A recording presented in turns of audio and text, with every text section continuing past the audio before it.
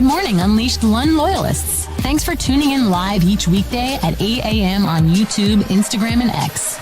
Remember, please like and subscribe and listen where you get your podcasts. Be on the lookout for Lund loyalists perks by joining the club. And if you really want your comments read during the show, you can use supers and stickers. Now, as close to on time as he gets, here's Johnny.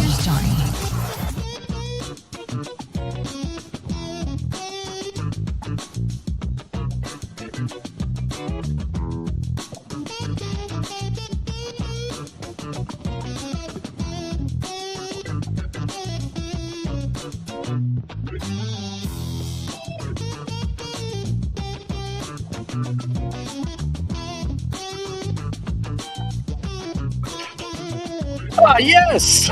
Good morning. I'm still recovering from the weekend, not from a drinking sense, from what we just showed. Good morning. Just realized I didn't have enough energy and then open. Now there it is. Go, Joe. Go. Anthony Davis, Luka, De'Aaron Fox, Zach LaVine. It's your turn, Joe. And nobody's off limits if Luka can get moved. Good morning. Yeah, right on time. Got that thing figured out. All right, it's time to go over. I did do an emergency show yesterday. You may, if you had your alerts on, or may not have seen it. Good morning. Happy Monday. I'll do roll call in just a second. But if you're watching us, or however you're watching us, or potentially listening to us as well, we have a podcast that goes along with this YouTube show. Apple, Spotify, wherever you get your favorite podcast. The best thing you can do for in the John Lund Unleashed world is to just go to my website at johnlundunleashed.com. It's got everything there. It's got everything archived, shows, podcasts. I wrote yesterday. I like the piece that I wrote yesterday, so you can go check that out at johnlundunleashed.com. It's got the blog, which has a video to go along with it, so it just crushes your senses. You've got everything there, so make sure that you check that out, johnlundunleashed.com. Please become a member of the Lund Loyalists, and at the very least, please subscribe to the YouTube channel. You can be watching us on X at John Lund Radio and Instagram at John Lund Radio if you want to subscribe to those places, and other social media places you can. The easiest way, like I said, is to just go to johnlundunleashed.com.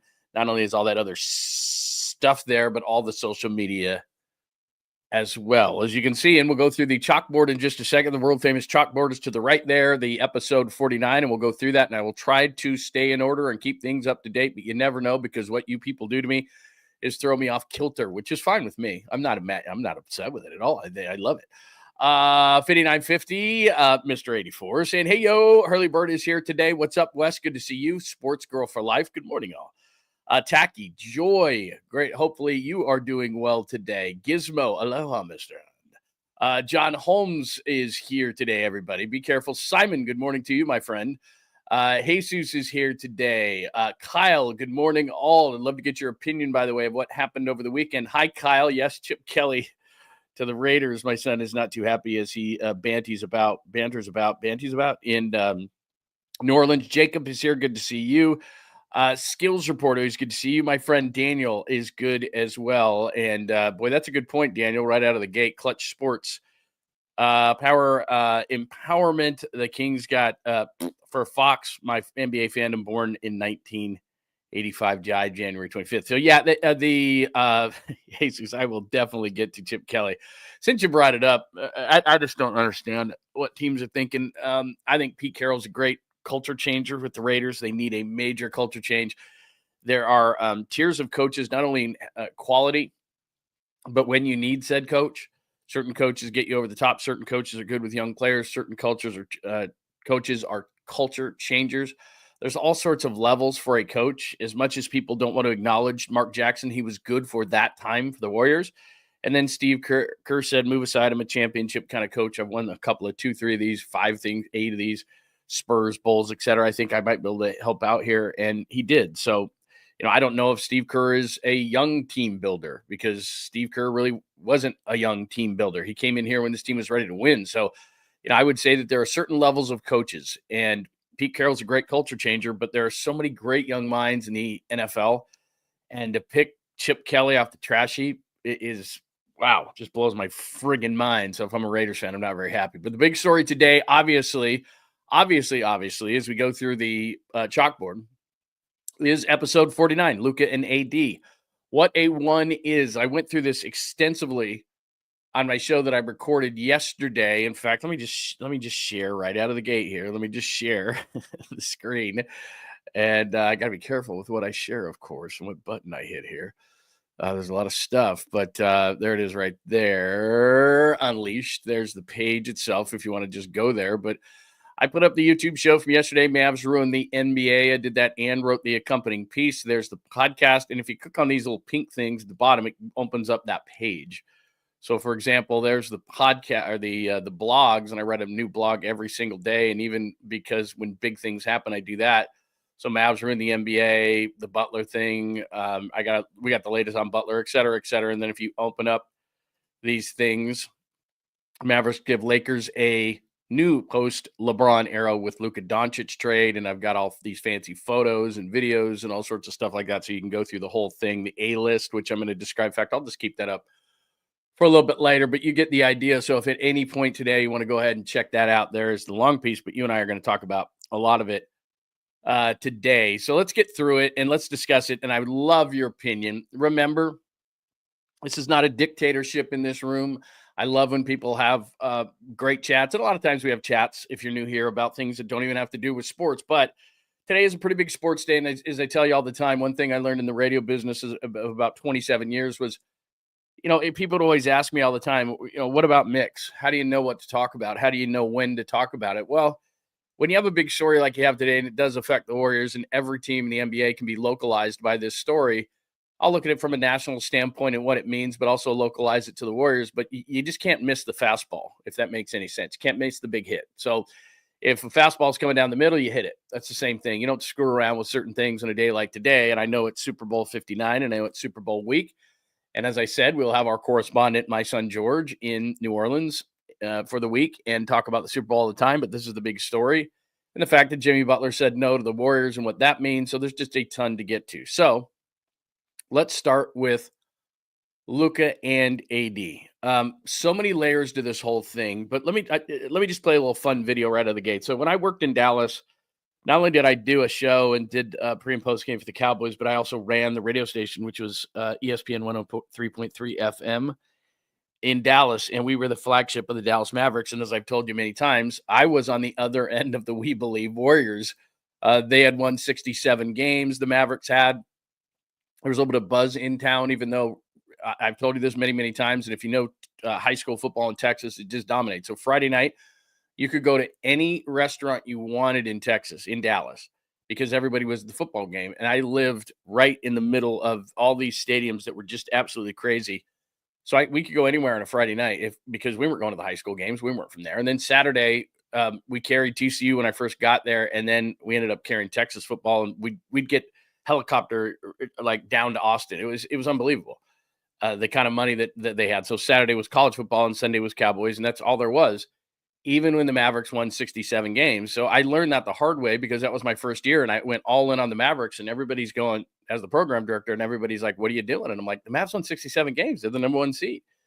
And people are going to go crazy for it. And they're like, no, they're not. This is a football town. It's a football, and maybe a little bit of the Mavericks. Go in, but don't go all in like I had done in previous places. And so first of all, let me start local and then I'll balloon this thing out to a national level. That what Miriam Adelson, and this is another lesson, and you and I talk about this all the time. Miriam Adelson owns 77% of the Dallas Mavericks. Mark Cuban owns 23% of the Dallas Mavericks, and he is not, even though he's in basketball operations, he's not the final sayer, okay? So Nico Harrison, which I'll play this for a little bit later, is the general manager of the Mavericks. And one of the things you have to do as an executive is you have to swallow your tongue sometimes. You have to just swallow hard and be the point man and take the bullets. And that's what Nico Harrison is doing. Trading Luka Doncic is not a Nico Harrison move. It's not a Rob Pelinka move. This is above those guys. This is Jeannie Buss of the Lakers. And this is Miriam Adelson of the Mavericks, who actually lives in Dallas and very rarely steps foot in Dallas and in Texas. She lives in Las Vegas. If the name sounds familiar, her husband, who has passed, was part of the original team that was people that were going to bring the Raiders to Vegas. He was going to actually, Sheldon Adelson, he was going to fund the whole thing, and it kind of fell apart and then it went in another direction. They still ended up going there. But if that name sounds familiar, they got a ton of money. And last December 23rd, they purchased the Mavericks from Mark Cuban. So let me stick a pin in that for a second and explain something about that. But let me just go local real quick. In Dallas, if you don't have a Dirk Nowitzki or a Luka Doncic, you're dead in the water. So she doesn't understand that. Mark Cuban would have never made this move. And the reason I'm starting this way is because Mark Cuban is like the rest of us. He knows you don't trade guys in their prime at 25. And if you're going to, you sure as hell don't trade them to the Lakers. So that's rule number one. And she got fleeced because she doesn't understand what a number one is. And what I mean by that is, and I'm going to pop this up after I play a couple of videos for you, but what I mean by that is a Steph Curry, a LeBron James, a true number one, which Luka Doncic is at the age of 25. And as scary as this is to say, Luka Doncic hasn't reached his potential yet. He's an MVP caliber player.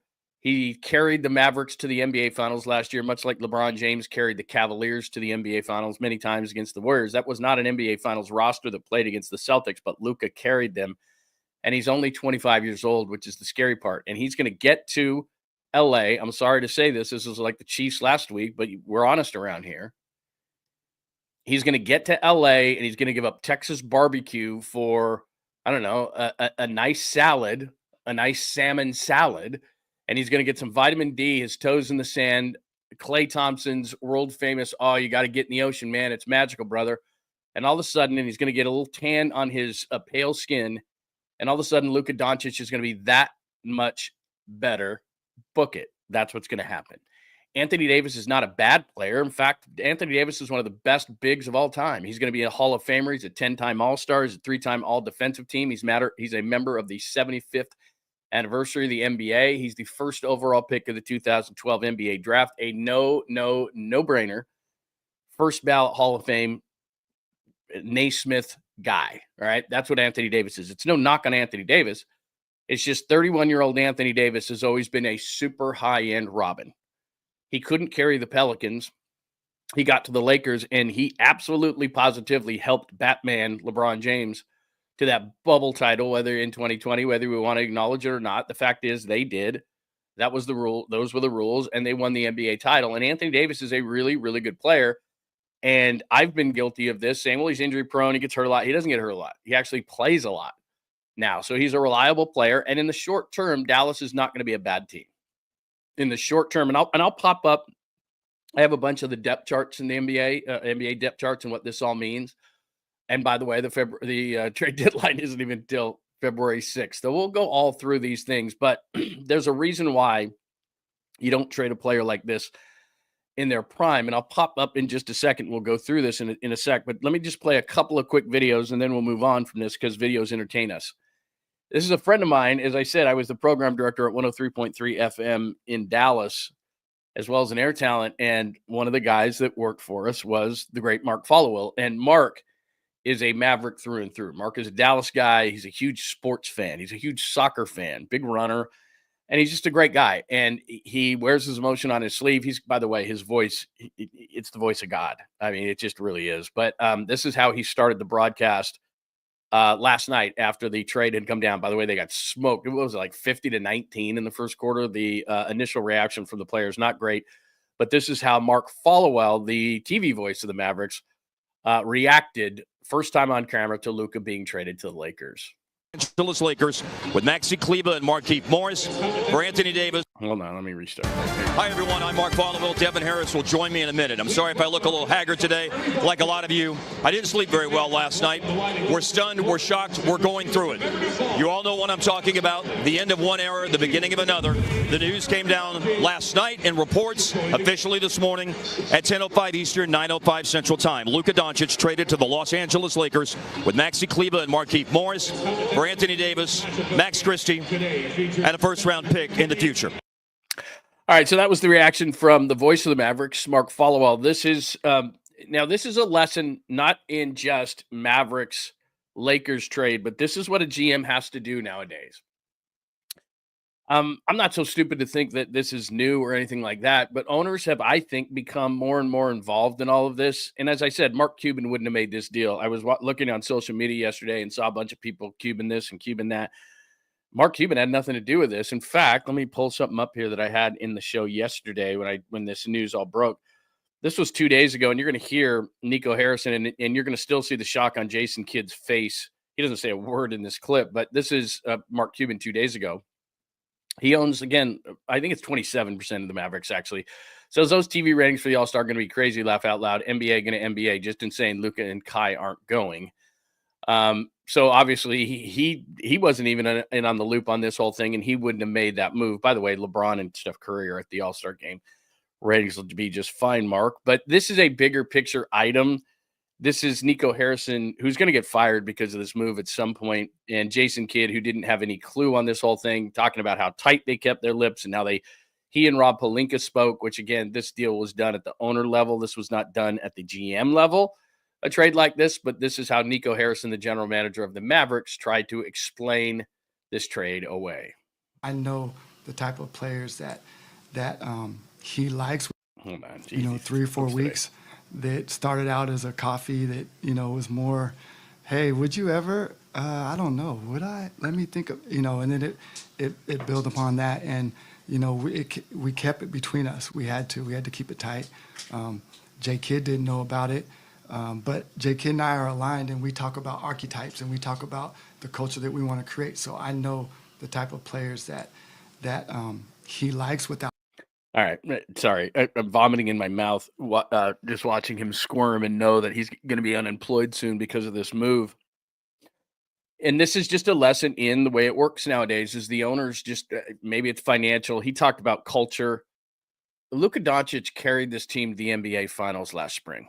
That's what he did. And they don't have a great team around him. And the scary part, like I said, is Luka Doncic kind of has a Patrick Mahomes dad bod. He's not in great shape.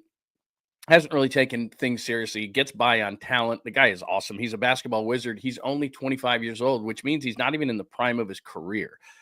So the thing that it's not that it bothers me. Let me go down to I don't know how the Lakers keep doing this for decades and decades and decades, ripping off dumb GMs who might be drinking, or ownerships, I should say, that would be drinking at the time. But this is what pisses off Warriors fans and the rest of the fans and all of the NBA, which is Kareem Abdul-Jabbar, Lou Alcindor gets traded in 1975 from the Bucks to the Lakers. There's Luka and Anthony Davis. There's Wilt going from Philadelphia to the Lakers. There's Anthony Davis going from the Pelicans to the Lakers. And there's Kobe Bryant going from the Hornets, where he never played in a draft day move in 1996. As Jack Nicholson said, where do they keep getting these wonderful toys? In the original Batman, it's just dumb GMs. Continuing to allow somehow the Lakers. Now, if you want to say that there's everybody, we did this last week a little bit and everybody got all angry that somehow that the Chiefs, there would be some sort of a conspiracy theory to get the Chiefs, who are in the 34th largest market in the country and a tight end dating a pop superstar, that's where somehow people have conceived in their mind that that's where the NFL wants to have their Mecca, Kansas City, which has a total of about 4 million people in the entire state of Missouri versus 17 million in Manhattan by itself. So it doesn't make any sense. I'm not saying there's conspiracy theory, but what I'm saying is if you wanted to conjure one up, this is what it would look like, because getting all these great players to LA is good for business for the NBA. Now, if that were the case, then New York and Chicago would be better, because New York's the number one market and Chicago is the third. So I'm not saying that. I'm just simply saying that if I'm a Lakers fan, man, I'm just like, wow, we keep doing this year after year after every 10 or 20 years, getting a team who just doesn't understand the long term. So if you're still struggling with it, let me just do this real quick for you and share my screen once again for something I started the show off with, which is, let me see, let me go back to the website. I think this is right, because I want to make sure that I share the right thing with you. So this is what I mean by a number one, a true number one on and off the court. So to me, this is the list. You see where it says it's a small A list? So LeBron James, what he's doing at 40, unprecedented, but he needed to pass the torch. Mavs obliged. Steph Curry, longtime unquestioned number one, but at age 37, he needs a Batman. He's better served as a Robin at this point. Is there another team asleep at the switch out there who can help? Not likely. Jokic is a number one. Durant is an alpha number one. Giannis is a number one. Luka at 25 is a number one. So what is that? 1, 2, 3, 4, 5, 6. There's 6 of these guys in the NBA. And maybe Luka isn't exactly in terms of qualifications because he hasn't won a title and all those other guys have, but maybe there's 5 or 6 in the entire league.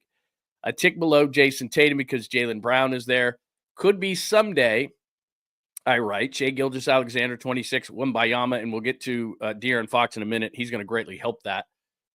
Getting into that A list. Anthony Edwards, Donovan Mitchell, and then was never Devin Booker, Kyrie Irving, Damian Lillard. Really, really good. Robins. And then if you go down a little bit further here, or maybe it's up, I can't remember. But in the paragraph right there, it says what this person has to be. It says, scarce as Batman, many are Robin. A player can carry the burden every night on and off the floor. The unquestioned, consistent, shiny diamond on the court fans flock to see home or away. Score 30, grab 10, dish 12. Explain after the tough loss why the burden is on you without dissing your less talented teammates. Stay off the social media beef list. Impress corporate sponsors. Crush the endorsements. Avoid the traps. Win titles. Shake hands. Kiss babies all over the world in the offseason. All with an easy billion-dollar smile on your face. Not easy. That's what a number one is. That's what teams expect a number one to be. That's what they want them to be. And so there's a difference. It's kind of like when American Idol started. Was the American Idol always the best singer? No. But they had the sometimes hard to define it. And Luka has it, and Curry has it, and LeBron has it, and Giannis has it. There's just it. It's it. That's just what it is. And it's a true Batman to a really good Robin. And Anthony Davis is going to the Hall of Fame, and it's not a diss on him. But he's a really, really high-end Robin. And on a lesser team, he could be a Batman. But, it just depends on who's around him. But what I mean is it's not just on the court. You're not just delivering on the court. You're the true leader. And lots of guys in the NBA want to be paid like it, but they don't want to act like it. A lot of guys want the max deal. Well, what comes along with the max deal is the max pressure and getting in front of the media. And I don't care what kind of a day you're having. You got to put a smile on your face. It's being the CEO of a basketball team. And I'm preaching to the choir here because we've been so fortunate to have Steph Curry as one of the best, not only now, but of all time. Steph doesn't misstep. Steph doesn't misspeak. Steph, you're going to have bad nights. It's not that. It's not that you have to, like, every night you're this. But if you play 4 games in a week, 3 better be damn good, maybe 3.5. Actually, maybe 3 3/4. You can have a bad quarter that week or a bad half that week or something, but you better not have much more than that. You carry a team on and off the court. That's what it is. And so for those saying, just looking at the trade itself and just looking at Anthony Davis and looking at Luka Doncic and saying it's not that bad. Well, the fact that Anthony Davis is 31, so in 4 or 5 years when Luka is in his prime and pissing off the rest of the league because there he is in LA and he is drinking those kale shakes and he is eating those salads and he is a little bit, well, he couldn't be less tan. He's Larry Bird clear is what he is. He's so white. But the fact is that's Luka Doncic. He's one of those guys who has the it. He's a basketball wizard. He's been a basketball wizard since he stepped on the NBA court. And you look at him and you go, this guy with the Patrick Mahomes body? I mean, he and Patrick Mahomes are very similar in that way, but Mahomes has it. You can go through certain guys on certain teams and there's an it. And there's really, really good and a super high level that Anthony Davis is at. And then there's just that next level. Like the first ballot Hall of Fame types where there's that really thin line in baseball when you just know that there's just a guy that's just – those guys are Hall of Famers. I'm not saying they're not Hall of Famers, but then there's that next thin level up. That's what Luka Doncic is. And you're trading him in his prime. So when I see his GM go up there and I see his coach like this, when you make a trade, what it's supposed to do is it's supposed to energize your franchise. Dallas is the 5th largest media market in the country. They don't need to shed the contract of Luka Doncic. And I'm certainly not saying that Luka is perfect. That's the scary part. He's 25 and he's going to get better. He's 25 and he's going to get in better shape because now he's in this fishbowl of LA and they're going to demand it. You can't just sit in Dallas where football is king and occasionally people dabble in the Mavericks when they're really, really, really good. They pay attention to the Lakers. The Dodgers and the Lakers are number 1 in LA. They're like neck and neck. And people pay attention to the Lakers. So he's going to sit down, and this is where Rob Pelinka actually will, their general manager, actually have a part in this because Jeannie Buss made the move with Miriam Adelson. But where Pelinka will sit down with him is, this is LA and you're now in a fishbowl and this is a big deal around here. So you got to get in better shape and you got to eat better and you got to come through and you got to play to the best of your abilities.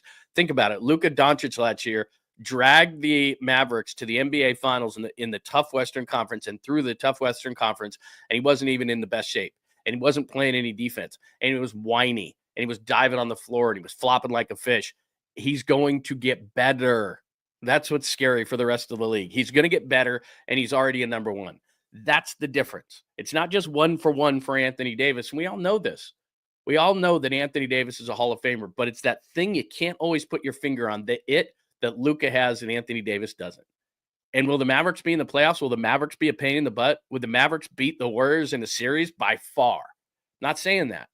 I'm saying that ownership sometimes has this vision like this. And you got to have vision like this. You got to think about the long-term things. The Lakers now, again, have set them, and this is the other part this is probably the part that pisses you off the most if you're not a Lakers fan. Because now they're set up to be that team again. We talked about. You're almost to the end of the line. Almost to the end of the line with LeBron, and the Lakers would be irrelevant. Wouldn't matter if they had Anthony Davis. Really nice player. He'll be the single player that goes to the All-Star game every single year, and the Lakers just aren't that relevant, right? In one fell swoop, all of a sudden relevancy for, I don't know, next 10 to 15 years. Luka's game's not built on athleticism, so he's going to age if he gets into even decent shape. I don't know, 37, 38 years old. He's going to be able to do that. He doesn't jump out of the gym. It's based on his brain. It's based on his basketball brain is why he's so good. And so he's going to be around, I don't know, 10, 12 years at least with the Lakers. So they've just secured their future. So this is a perfect time to move to the next. They've just secured their future. To me, that's the thing that hurts the most is that the Lakers are going to be irrelevant in a year or two. Now they're going to be on national TV. 82 games? 80. No, I'm just kidding. But still, it's going to feel like it. Lakers right down your throat.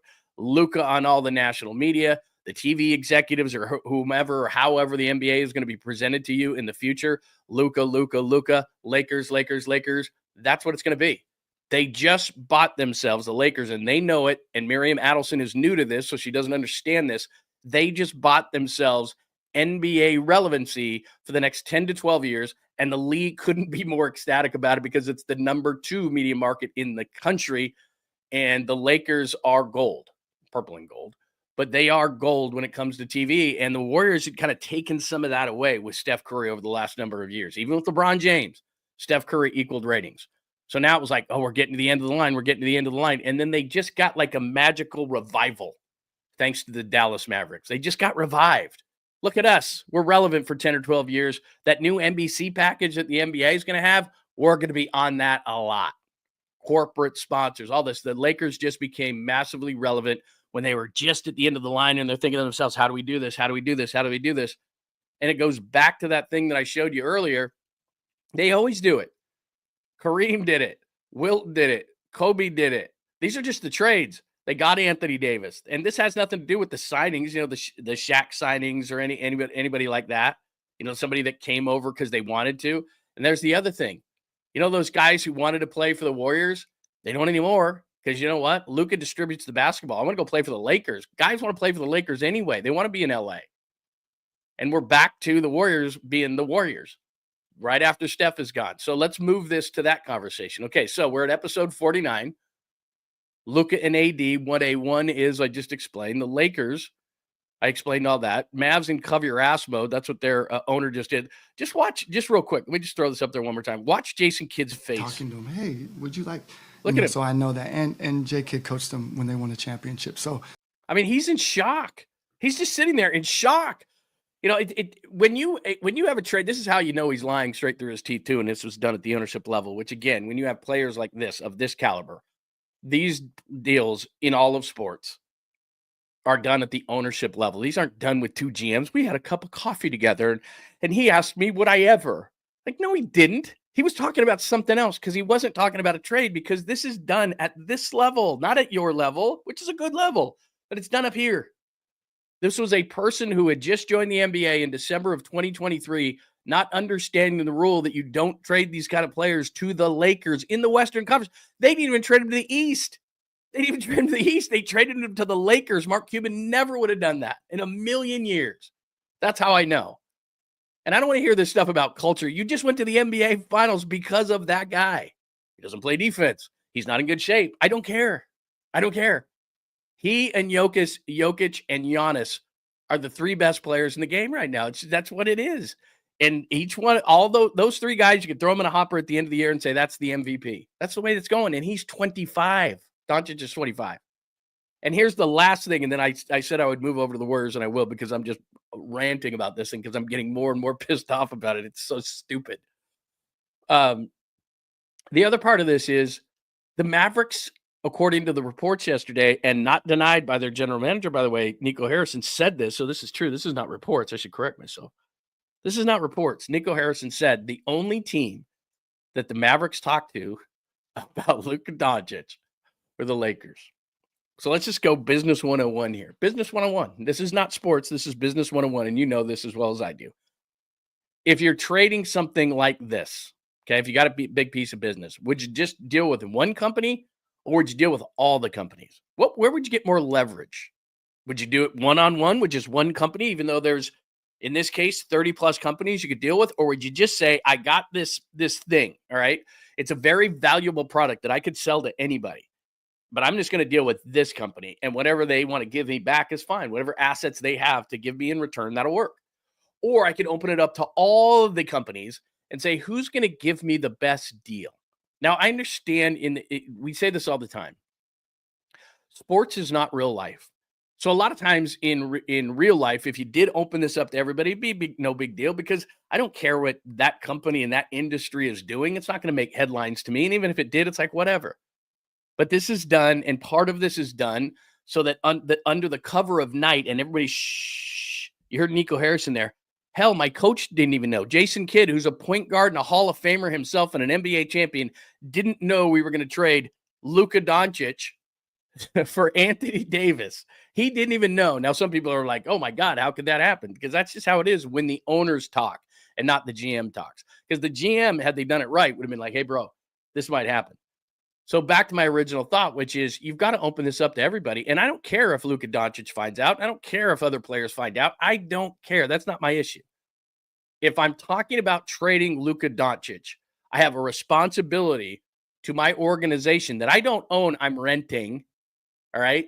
And if I want to be relevant, and this is where somebody should have told her, because she's only owned this Mavericks team since December of 2023, you will dive not only in the relevancy of the NBA, well, you'll never be on national TV. Anthony Davis does not bring eyeballs to the TV set.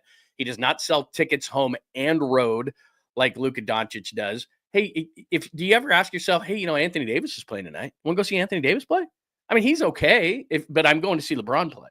Or I'm going to see, who's on the Mavericks now? Kyrie, the ultimate Robin, Kyrie. Like, you've just fell out of relevancy.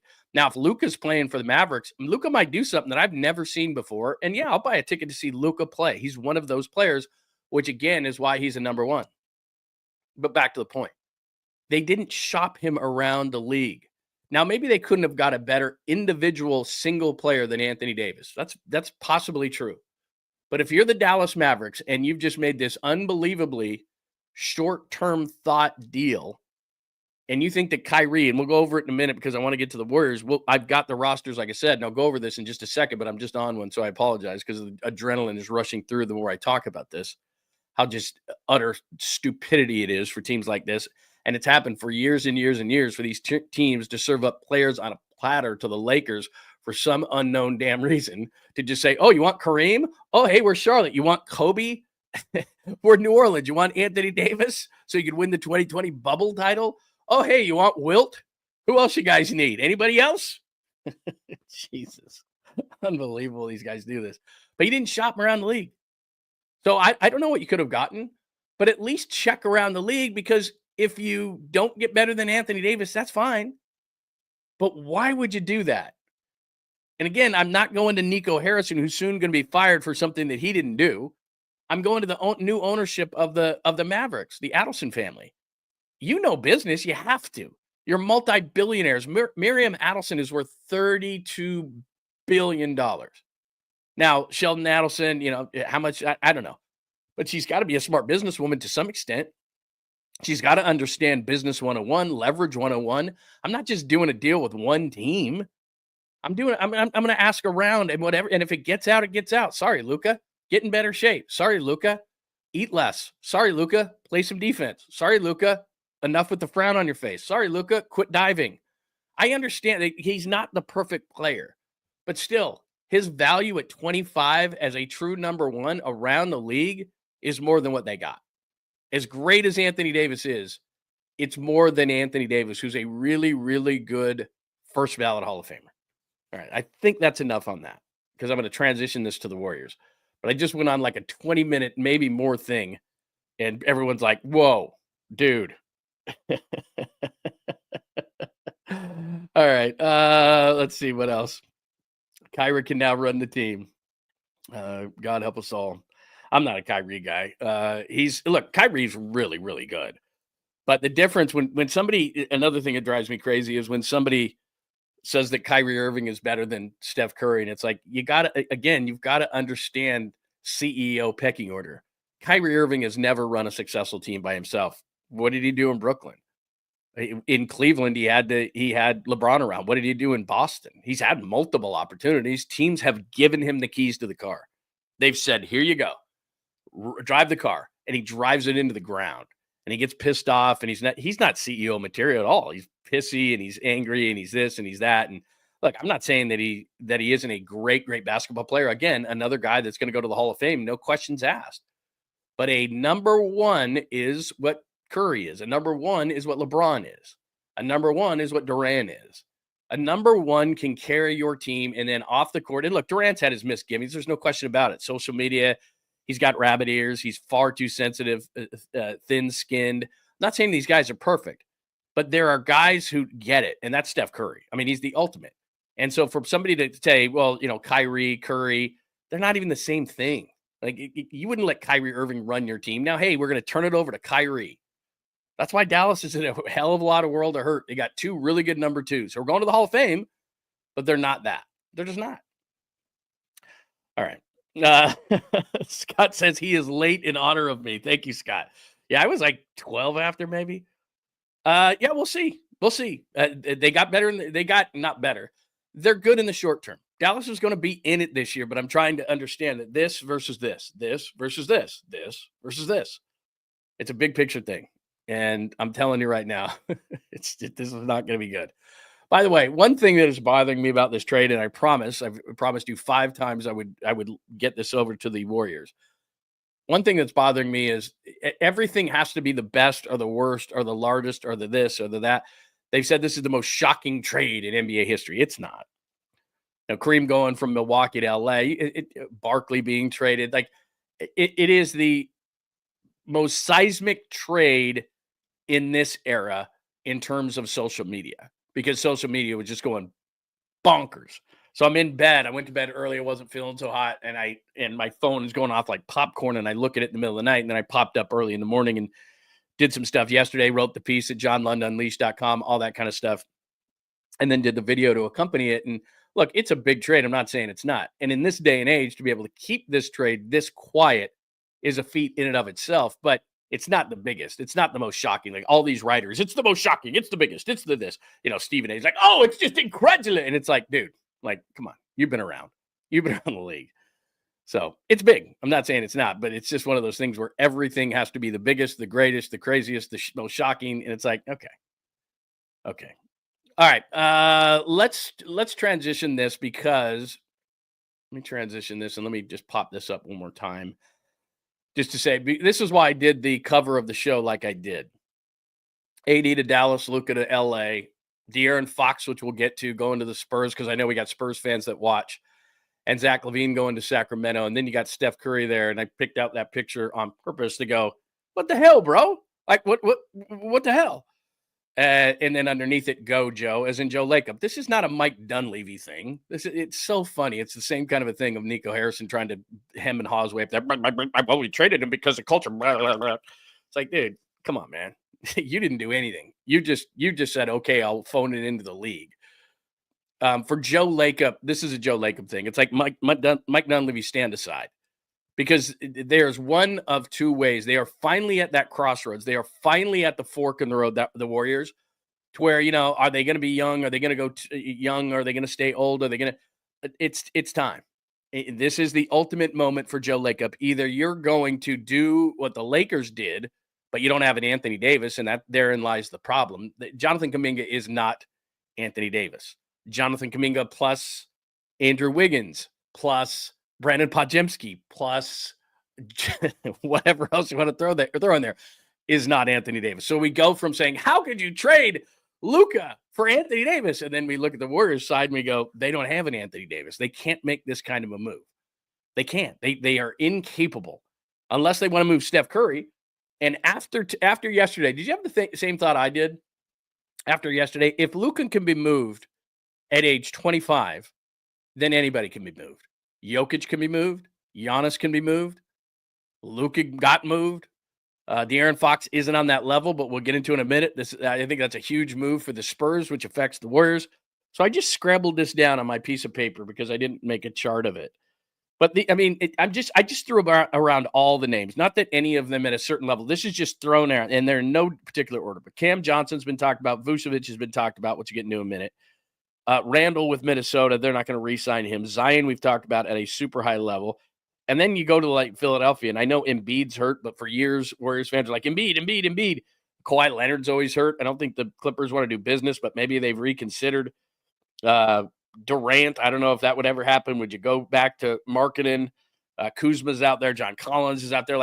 To me, I just threw a bunch of names down. Not that any of those necessarily make sense, but I threw those names all out there because if the Mavericks and the Lakers are going to do a deal on that level, then that's what the Warriors have to do.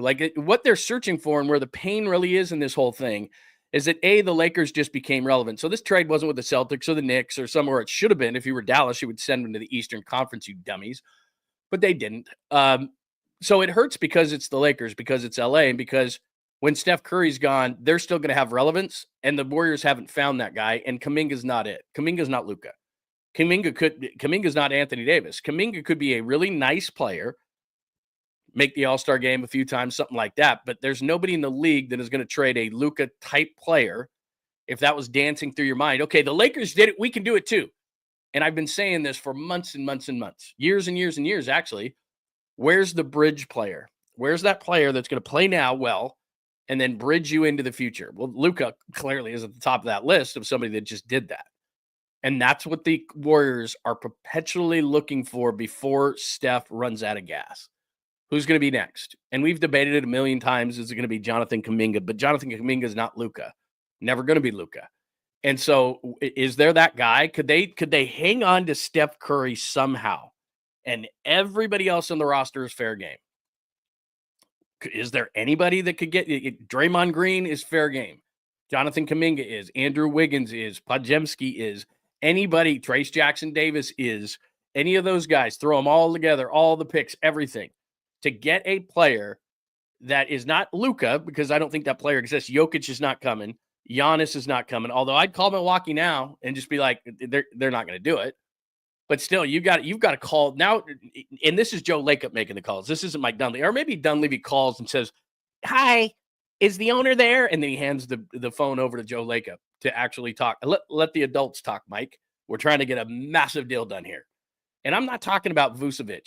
And I'm not talking about Butler, which we'll get into in a second, which really tells you where the Warriors are, by the way, Jimmy Butler and what he's doing. But, this is, you're calling these teams that you never thought, this is where I'm at with the Warriors. You're calling these teams that you never thought you would call to talk about players you never thought you would call about because you didn't think they were available. But maybe the rest of the NBA just said, well, if Luke can get traded, so can I, or so can our guy.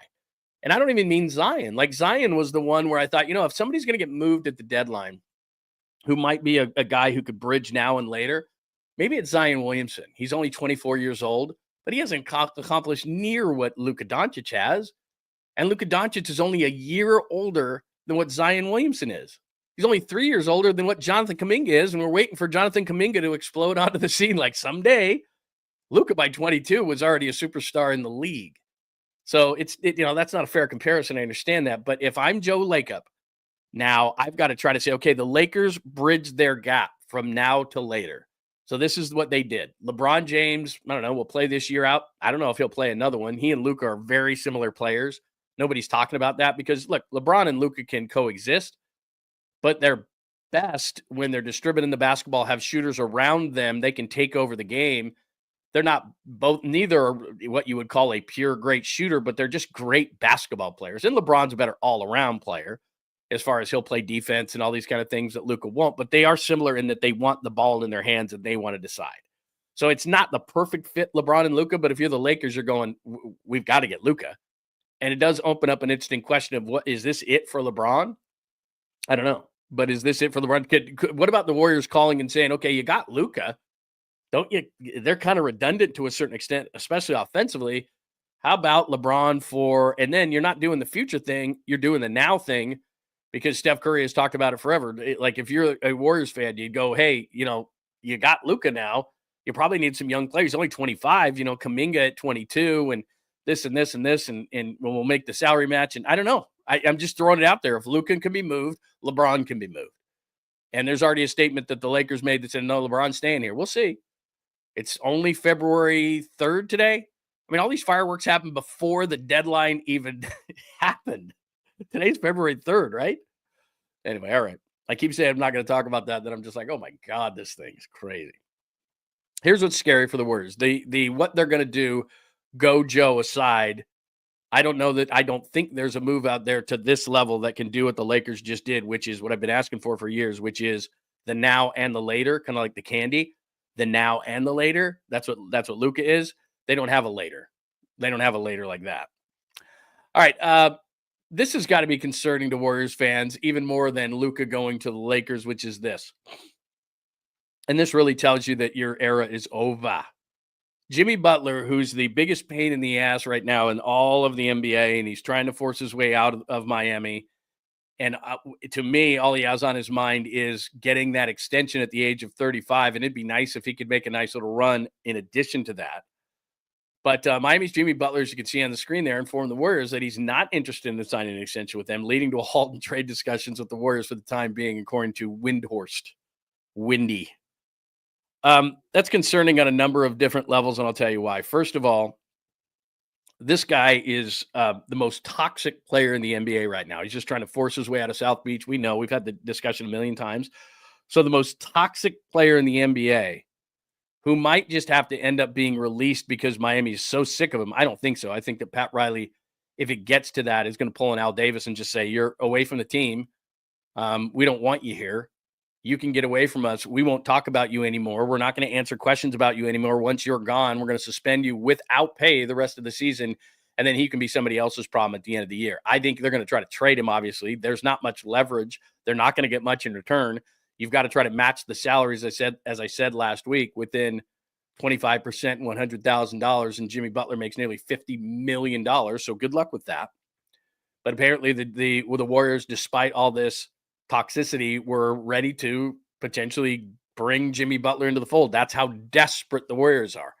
And obviously that wouldn't accomplish the goal, I think, of the now and the later. But he's 35 years old and he would help. But not for, I said this last week, I think I said it Friday, not for Andrew Wiggins, because that's where you'd have to start the conversation, because Wiggins makes about $28 million. So the conversation would have to start with Wiggins. Certainly wouldn't include Kuminga, given the way that Butler has acted. Maybe at one point it would have, but not now. GP2 would probably have to be in it. Lund would have to be in it. I mean, you'd have to gut a large part of your team, plus give up Wiggins, who is actually better than Jimmy Butler. So it doesn't make any sense whatsoever. But let me focus on the Butler side of this thing. Jimmy Butler told the Golden State Warriors, Jimmy Butler, the most toxic player in the NBA, told the Golden State Warriors, nah, I'm good. As much as I want out of Miami, and as much as I want an extension, which I believe he wants an extension more than a championship because he's 35, and this is his last big payday, he wants an extension more than the championship, more than the run. And he told the Warriors, no. If they were in their prime, if this was 5-6 years ago, Jimmy Butler would be scratching and clawing and fighting to get to the Warriors. He doesn't want anything to do with the Warriors. Why? Because he sees where they're going. He sees that they're in 11th place in the Western Conference. And on Friday, I showed you all of the NBA just to have you go, whoa. I mean, they're like 18th or whatever they were in the NBA. I mean, this is where they are right now. And this is all Jimmy Butler has to see. Jimmy Butler is looking at the Golden State Warriors at 24-24, out of the Western Conference play-in, let alone the playoffs. And as I showed you last week, 14-13 home, 10-11 away, 17-16 conference, 111.3 scored, 111.6 given up, 5-5 in their last 10. The dictionary definition of mediocre and middle of the road, which in professional sports is called purgatory. That's where the Warriors find themselves. Not bad enough to get a great player in the draft, not good enough to be one player away, unless that player is Luka Doncic, which already went to LA. So that's where they are. And then here's the scary part. And we're going to talk about the De'Aaron Fox trade in just a second for our Kings fans. Here's the scary part. Mavericks short term because Luka was out. They're not bad. Phoenix, do I expect them to do anything in the 8 hole? Possibly. Minnesota's a mess. Shouldn't have traded Cat. We know that. The Clippers are somehow getting it done because Norman Powell is having the year of his life, even without Kawhi, and you got James Harden there, who's getting older and the hairline recedes, but they continue to go. The Lakers are going to get better now, 28-19. The Nuggets, the Rockets, the Grizzlies, and the Thunder, the Warriors can't even breathe that rare air. But let's look at the teams around them now, because we're like, okay, well, can they catch some of these teams? After all, the difference between the Clippers at 21 losses and 6 and the Warriors at 24 losses, I don't know, I'm not a math guy, but that's only 3 games with 34 games to go. So it's not like it's out of the realm. But Dallas short term with Davis are definitely better than the Warriors. The Kings, they got worse. We'll get to that in a second. I don't get it. They're perpetually rebuilding, and I understand moving De'Aaron Fox, and I understand he's pissy, but I don't get the return. Zach LaVine's a nice player, having a nice year, but that's not worthy in that return. But then the scariest part to me is look what the Spurs just did at 21-25. So they're 1 game in the loss column behind you, and they just added De'Aaron Fox, and they really didn't have to give up anything. I mean, they gave up picks in this 3-way deal, but that young core that they had in place is still in place. And I'm going to get to it in a minute. Don't be shocked if the Spurs said, okay, we've got De'Aaron Fox. That's nice. They could still add another piece. They could be a dark horse in the Jimmy Butler sweepstakes, especially if he were released. People want to play. Players want to play still for Greg Popovich. And this is a great move, and people are going to want to play. Players are going to want to play with Victor Wembanyama. So are the Spurs, with the addition of Fox, better than the Warriors? I don't know. We'll go through the rosters in just a second. We'll go through the lineups in just a second. But believe me, the Spurs now are going to be right on the Warriors' butt or ahead of them the rest of the season. So maybe, just maybe, they're in 11th right now. They could be in 12th. They could be the 12th best team in the Western Conference. So Jimmy Butler looks at that and says, why would I want to go there? I don't want to go to the Warriors. They're on the downside. And that's what Jimmy Butler just told the Warriors. The Warriors, he should be begging the Warriors. Oh, God, I want out of Miami so bad. I want that extension so bad. Please come get me, Warriors. 2 or 3 years ago, let alone 5 years ago, Jimmy Butler would have been just, oh, my God, get me to Northern California. We were the it place. And now the Lakers have secured that for the next 10 or 12 years in the West, on the West Coast. And the Warriors are, again, the Warriors. And I mean that in a negative sense. I don't mean that since they started winning championships and being a threat. I'm talking about for some of the younger demographic. You don't remember this, but they were terrible for years, a laughingstock. That's where they're going. Jimmy Butler, who the Warriors should say, do we even want Jimmy Butler? Says, by the way, no. That's like when you were in high school, someone you weren't even going to ask to the dance walks and stops you in the hallway and says, by the way, I would never go to the dance with you. Don't ask. It's like, I wasn't going to ask. I wasn't going to ask you. Like Jimmy Butler told you, no thanks. And the Warriors are like, well, we're not, your antics, you don't want, what do you mean you don't want us? You're firing me. I quit. I mean, that's the kind of thing this is. Jimmy Butler is saying no to the Warriors. That tells you where the Warriors are right now. And that's got to be ultra depressing to Steph Curry. Because if Butler won't come, who will? Now, you got to come if you're traded, but if you're in the last year of a deal or something in that range, Warriors are thinking themselves, well, we can get Butler. I mean, God, they have no leverage whatsoever, and Jimmy wants the hell out of Miami. But Jimmy's saying, I'd rather have this hell that I created in South Beach than go to Northern California. What does that tell you about your organization and where you are and what your team is thought of around the league? Well, all you got to do is look at the standings. So, let's take a breath. Man, and this is the deadline's not even here yet. All right, let me go down to, let's see, where are we on the screen? By the way, episode 49, thanks for joining us, Sean Lund Unleashed. getting a little heated about the Luka trade to the Lakers for Anthony Davis. And again, if you think that this is a great move for Dallas, you can disagree with me 100%. I'm just trying to show you the bigger picture and why this is such a bad move. So what a one is we went through. Lakers, we went through. They are now relevant again and will be on your TV screen nationally no less than 80 times, especially when NBC gets the new deal. Mavericks trying to cover their ass. That was Nico Harrison, their general manager, who had nothing to do with the deal, to be honest with you, except for maybe picking up the phone and sending it into the league. The Warriors side of this thing, Jimmy Butler. I threw a bunch of names out for the Warriors. I don't know that Joe can get this done. Not Mike, Joe. So we could go to Super Bowl 59 week, but I'm not quite there yet. There's a couple of things we need to do first. Okay, let's look at, let's have some fun. Let's look at depth charts. All right. So this is what the Warriors depth chart. Now, this doesn't have Kuminga on it because he's hurt. But what I try to do in this is just to look at this and say, let's be realistic. Because you can't really, they always say that the eye in the sky never lies when you're watching like training camp or something. And the same thing is here. We can sit there and speculate and say, man, this team's not that bad. Now throw Kuminga in the mix. So let's throw, I don't know. I guess he's going to be coming off the bench in this scenario. So Curry, Schroeder, which we told you about, wasn't going to have that great of an impact, even though people thought he would, but we told you that around here. Wiggins having a great year. Draymond Green is injured. Trace Jackson Davis is okay. I didn't think he would make that great big jump, and he hasn't. Podziemski has been better since he's been back. I'm a Moody guy. Healed, it tells you where your team is, basically, when you have him on your roster. Slow-mo, just okay. I knew that wouldn't be any big deal. I love Kevon Looney as a person. Then you go back to the, whatever. And you can add Jonathan Kuminga to that. It's not going to really change. Like if Vegas, if you saw yesterday, the Lakers, Vegas odds change. Like if you put Kuminga back on this roster when he gets healthy, the odds change in Vegas because Jonathan Kuminga's on the roster? No. They're better. Don't get me wrong. He's the first guy off the bench, or you find a way to start him. Draymond doesn't want to play the 5, so whatever. But so, he's going to get his 28 minutes a night, and there's that. So that's the Warriors roster. So then let's start back up the top. This is the Lakers roster. Now, look, they don't have the most depth in the league, and Luka and LeBron are redundant offensively to a certain extent, so I don't know who's going to play off the ball. That's going to be interesting. But Luka, Reeves, Hachimura, LeBron, Jackson Hayes, I'm not a huge fan of. They're not going to play him a ton. Not a great bench. They did lose the kid out of Michigan State, Max Christie, in this move, and he's come along decently. I would have asked for Connect in this deal. If I were the Mavericks, I would ask for a little bit more, but not great bench. Vincent, Connect, Vanderbilt, Finney-Smith.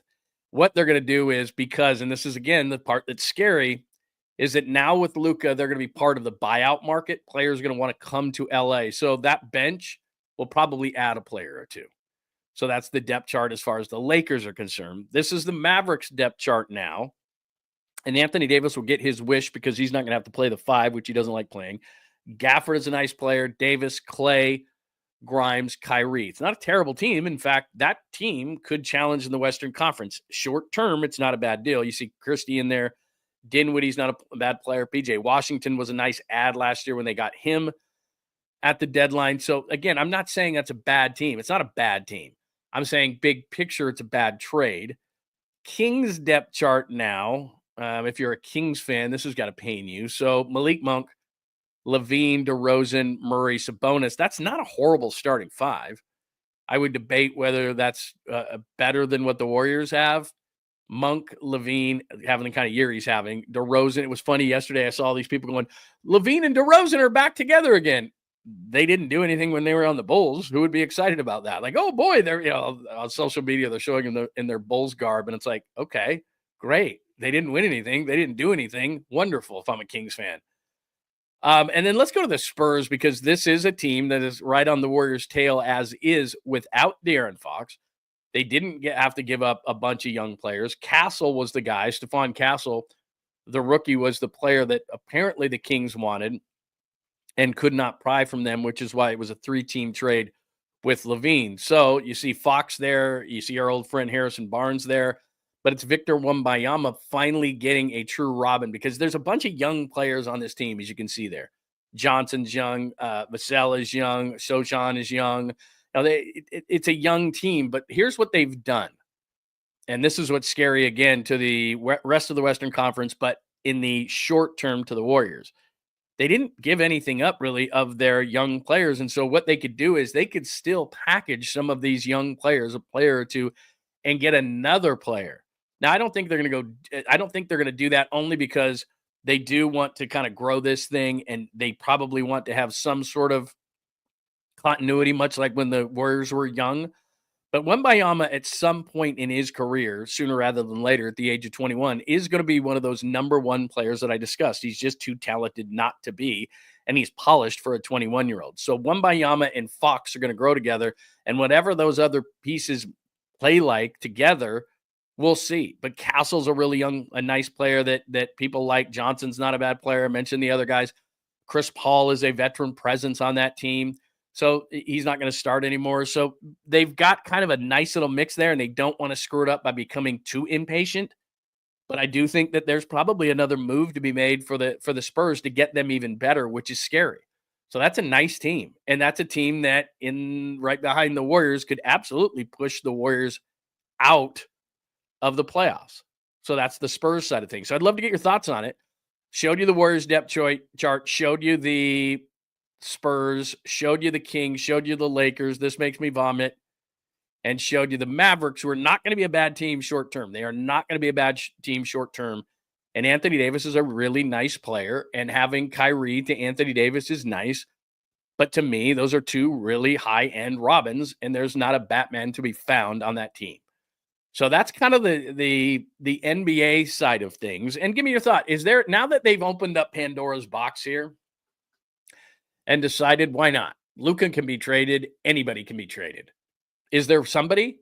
Is there? I don't care if it's Giannis. I mean, it's been talked about for years. I think the first thing I do if I'm Joe Lake, and I'm sure he's already done it because what are we at? 9:13 in the morning. Milwaukee time's like 11:13. Just you've got to check in with everybody because it still blows my mind that Dallas just did business 101, that Dallas just did business with the Lakers. They approached the Lakers and said, hey, yeah, we know that there's 30 other teams out there, but we want to just deal with you guys. We just want to do business with one team. That's what we think is going to work best. Leverage. Ever heard of it?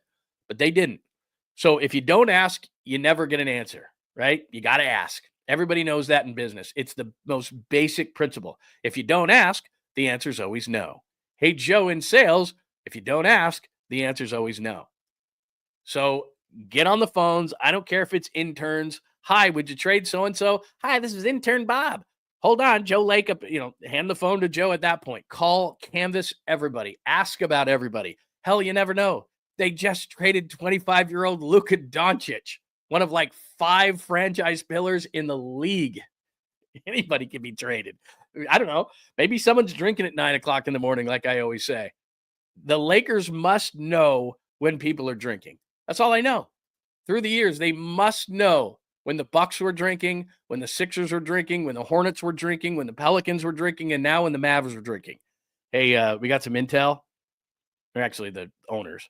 Miriam Adelson, the owner of the Mavericks, she's had 8 martinis. It'd be a great time to call her and ask her about Luka. Like, I don't know how they keep doing it through the years, but they keep fleecing teams and they keep staying relevant. And the NBA is going, woohoo! Because now they're relevant in LA again. Now they have just said, hey, LeBron, we love you. Hang out for the rest of this year, no problem. But you got to find another place to be next year if you want to play. Like, that was cool playing with, Bronny and everything. We're moving on. We need your contract. We need money. We're building around Luka. Man, he must feel terrible today. Luka's going to, by the way, LeBron, Luka is going to dominate the basketball. You got to find a way. You go stand in the corner. I'm just kidding. I mean, didn't LeBron in New York have a triple-double the other day? Wasn't it like yesterday? Wasn't it like 33, 12, and 11 or 33, 11, and 12? I mean, he's not done. And I say this all the time. I'm not the hugest LeBron guy off the court, the crown, the Taco Tuesday, the whole 9 yards. But you can't deny what he's doing at 40. Nobody's ever done.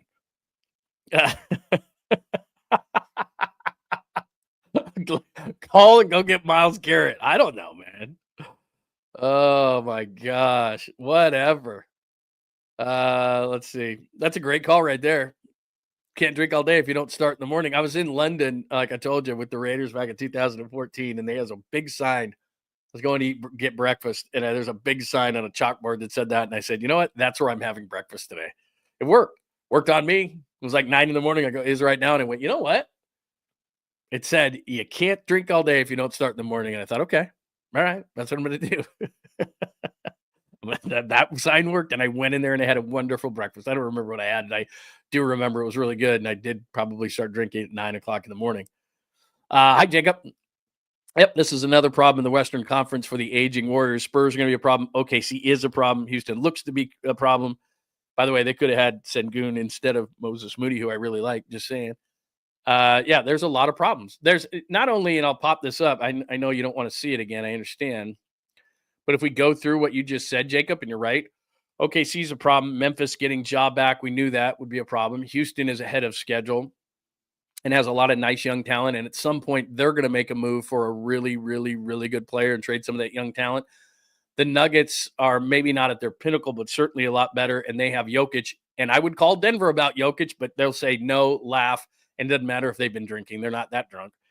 The Lakers, we just talked about ad nauseum. The Clippers, Minnesota's in a weird place. They just screwed up big time trading Cat. I have no idea what they're doing. You could call him and ask him about Julius Randle, but he's not going to fix what ails the Warriors.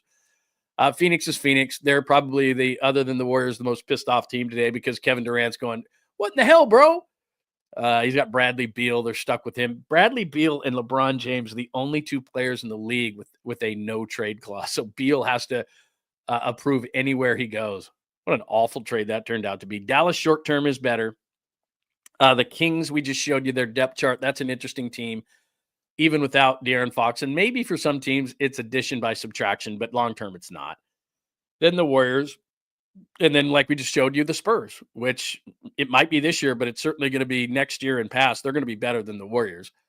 The De'Aaron Fox deal, how they did it without giving up a primary player in the rotation is beyond me, but that's why they got a third team and they gave up a bunch of picks and so forth. And Chicago got those picks, not Sacramento. So if I was a Kings fan today, I'd be like, what did we just give up or get for De'Aaron Fox? Zach LaVine, who nobody wanted a year ago. He's had a nice bounce back year. I'll give him tons of credit, but he was the worst. Many people thought that was the worst contract in the league a year ago. And now he's the main piece back to Sacramento for De'Aaron Fox. So for our Kings fans, I wish I could be more optimistic. I feel the same way about that trade as I feel about the Lakers getting Luka, which is you have a superstar player in De'Aaron Fox. Now, again, he's not a number one. That's how rare these are. He's not a number one. He's a really, really nice player, but he's not on the level of Luka. He's not on the level of where Steph was. He's not on the level of where LeBron was. He's not any of those, but he's a really good player. And he's exactly what the Spurs need with Wembanyama. Could you imagine, and we're going to see this very soon, De'Aaron Fox jetting through the lane, drawing the defense, and him flipping the ball up in the air to Wembanyama for an amazing dunk off an alley? Like, you kidding? And that's why he wanted to go there. You heard him again. I want to go there. I want to go there. I want to go there. If I'm Sacramento, I'm going, you're an ass. And that's not where we're sending you. We're sending you where we want to send you. But that's a great move for San Antonio, and it's going to be a great move for a long time. And he's the perfect complement to Victor Wembanyama. It's a great move for San Antonio, and it's going to hurt the Warriors. So you asked the question, Jacob. You start looking at the Western Conference now. Thunder on the way up, Grizzlies on the way up, Houston on the way up. Nuggets are probably, if we had that plus minus, probably right in the middle. Lakers on the way up. Clippers, I have no idea how they're doing what they're doing, but they are. Minnesota on the way down. Phoenix on the way down. Dallas short term on the way up. Sacramento, probably the arrow going down, but not down to where like Portland is or Utah is or New Orleans is. The Warriors arrow going down, Spurs arrow going up. If I played that, the up and down like the stock. So that's not good. And I'll go back to one of the original things that I said, which is, how do the Warriors find their Luka? How do they find him? They don't have an Anthony Davis to give up. Kuminga's not thought of that way around the league. You can put also, we'd like to do this as fans. Okay, if one player is not worth Luka, then 5 are. Well, no, that doesn't work that way. It's not about how many you give up. It's about the quality of the player that you give up. And Wiggins and Kuminga and Podziemski and whoever else you want to throw in there doesn't equal a player that's the equal to, Luka Doncic or anybody like that. Yeah, you're exactly right. Let me pop this up. Let me get that off the screen there. This is 100% correct, and this is why the big deal for San Antonio. They got Fox without giving up two really good players. And if I'm Sacramento, I've got the leverage. You should have the leverage over San Antonio. They really wanted De'Aaron Fox. Now I know Fox wasn't going to sign an extension. I understand that. Good point, Easy, because you've got to get one of those players. And I have nothing against. This is not a Zach LaVine rant. This is not an anti-Zach LaVine. This is not that at all. But I'm simply saying that a year ago, this was an untradeable contract, Zach LaVine. A year ago was seen as one of the worst, if not the worst, contract in the league. And all of a sudden, it's not. And he's supposed to be, it's sold to me, if I'm a Kings fan, as an asset, as a building block. I tried to sign him in 2018 if I'm the Kings. It's 2025. That's 7 years ago. He's a nice player. He's an all-star caliber player. He's not De'Aaron Fox. He doesn't have the upside. And as the Kings often do, especially under this ownership group, it's a mismatch of players. Nobody fits. They don't fit. It's not fantasy basketball. You've got to have fit. And that's where if you want to poke a hole in the Lakers deal for Luka, at least short-term with LeBron, it's not a fit. But long-term, it's a massive deal for the Lakers. In relevancy, TV executives, winning long-term players coming to play for the Lakers. It's all those things that I've already discussed, and you can go back to the beginning of the show of why, even though Anthony Davis is a Hall of Famer, a first ballot Hall of Famer, a 10-time All-Star, a champion, whether you would want to admit it, in 2020, all defensive team, all those things, he's not Luka. He's not on that elite level. He's not a true number one like that. Now, short-term, Dallas can be good. I've repeated myself on that, so I won't say it again. But from the Kings' standpoint, you just got a contract that was untradeable, and you're going to try to sell to your fan base, which is a knowledgeable fan base. Yeah, this is a good move for us. No, a good move for you is to say, look, this version of our team is just like the version that the Warriors have, purgatory, middle. That's purgatory in the NBA, middle. You're in the middle. So when you trade De'Aaron Fox, your goal should be, let's get the best young players that the Spurs have. Let's get a bunch of picks. Sabonis is a really nice piece. We still have some really nice pieces here to build around, but let's swing for the fences and get superstars. Zach LaVine is not that. What did the Bulls ever want? Like, that's, if I was in Sacramento today, that's the first thing I'd do is, hey, DeRozan and Zach LaVine are back together again. Yeah, they sucked in Chicago. Quit showing me them in their Bulls uniforms. I don't want them back together. They didn't win anything. It wasn't a great era. It's not going to be remembered as a great era in Chicago. So now they've been reunited on this team, so this team could be mediocre too. You're in sports purgatory just like the Warriors. If you're trading De'Aaron Fox, you've got to get lottery tickets back so that you might be able to be really, really good, because you're in the middle now. And where does Zach LaVine put you? In the middle, but maybe even a little bit lower. But not bad enough that where you could go back into the lottery with lots of picks that you should have gotten, and a player or two from the Spurs who are really, really young and have talent. And either they develop that talent, which I suspect they may, but I think there'll be one more move for them to consolidate even a little bit more before the trade deadline. Today's February 3rd. The deadline, even though we went bananas on all this, is February 6th. So we're not even up to the trade deadline. Let me play this for you. And then I promise we're a minute 13 into the show today on a Monday. Thank you so much for joining us. Thank you for putting up with me. I did this whole show yesterday, a different show, just more about the trade of Luka and Anthony Davis. And you can go and watch that one on YouTube. Also, I've got that up on a podcast, Apple, Spotify, or your favorite podcast. And I have the article to match at johnlundunleashed.com, johnlundunleashed.com on the blog, which you should be checking out. And it's got all of our social media, so you can subscribe to everything, as you should be doing, subscribing to the channel. So I'll get out to the comments in just a second. And oh, by the way, speaking of comments, you can leave them on the website. You can leave them here during or after the show. You can hit me up at John Lund Radio on Instagram and on X, and I'll get back to all of the best comments. If you just say you're a jackass, I get enough of those, and I probably won't get back to you on that one. But anything with some thought behind it, whether it's positive, negative, whether you agree or disagree, you know that around here, I will respond. Here is Shams yesterday on ESPN with the news. Watch this. Anthony Davis, LeBron James, the players out there, and you saw two teams in Rob Pelinka with the Lakers, Dallas Mavericks, Nico Harrison there, doing this deal. And I'm told Luka Doncic Anthony Davis, LeBron James, the players, coaches, a lot of people on both sides with the Mavericks and Lakers had no idea. I can assuredly tell you it's a fact. LeBron James had no idea this was coming. Anthony Davis had no idea this was coming. I'm told Luka Doncic is still stunned about this trade, but when you look at the totality of what just occurred, Luka Doncic is a 25-year-old, like you said, mega star, perennial all-NBA player. He's someone that you think of as untouchable, as a guy that's never going to be traded. I'm told that the Mavericks actually approached the Lakers and offered Luka Doncic a few days ago in a trade. Very recently, the Mavericks went out. They knew exactly who they wanted. They wanted Anthony Davis. That's the player that if they were ever going to trade Luka Doncic, if this was even a thought that was going to cross. All right, hang on a second. Look at that background, by the way. That's a well manicured background, and I do believe, is that Marcus Thompson's Dynasties book back there? I think it might be. All right, a couple of things there. Sorry about that. There we go. A couple of things here.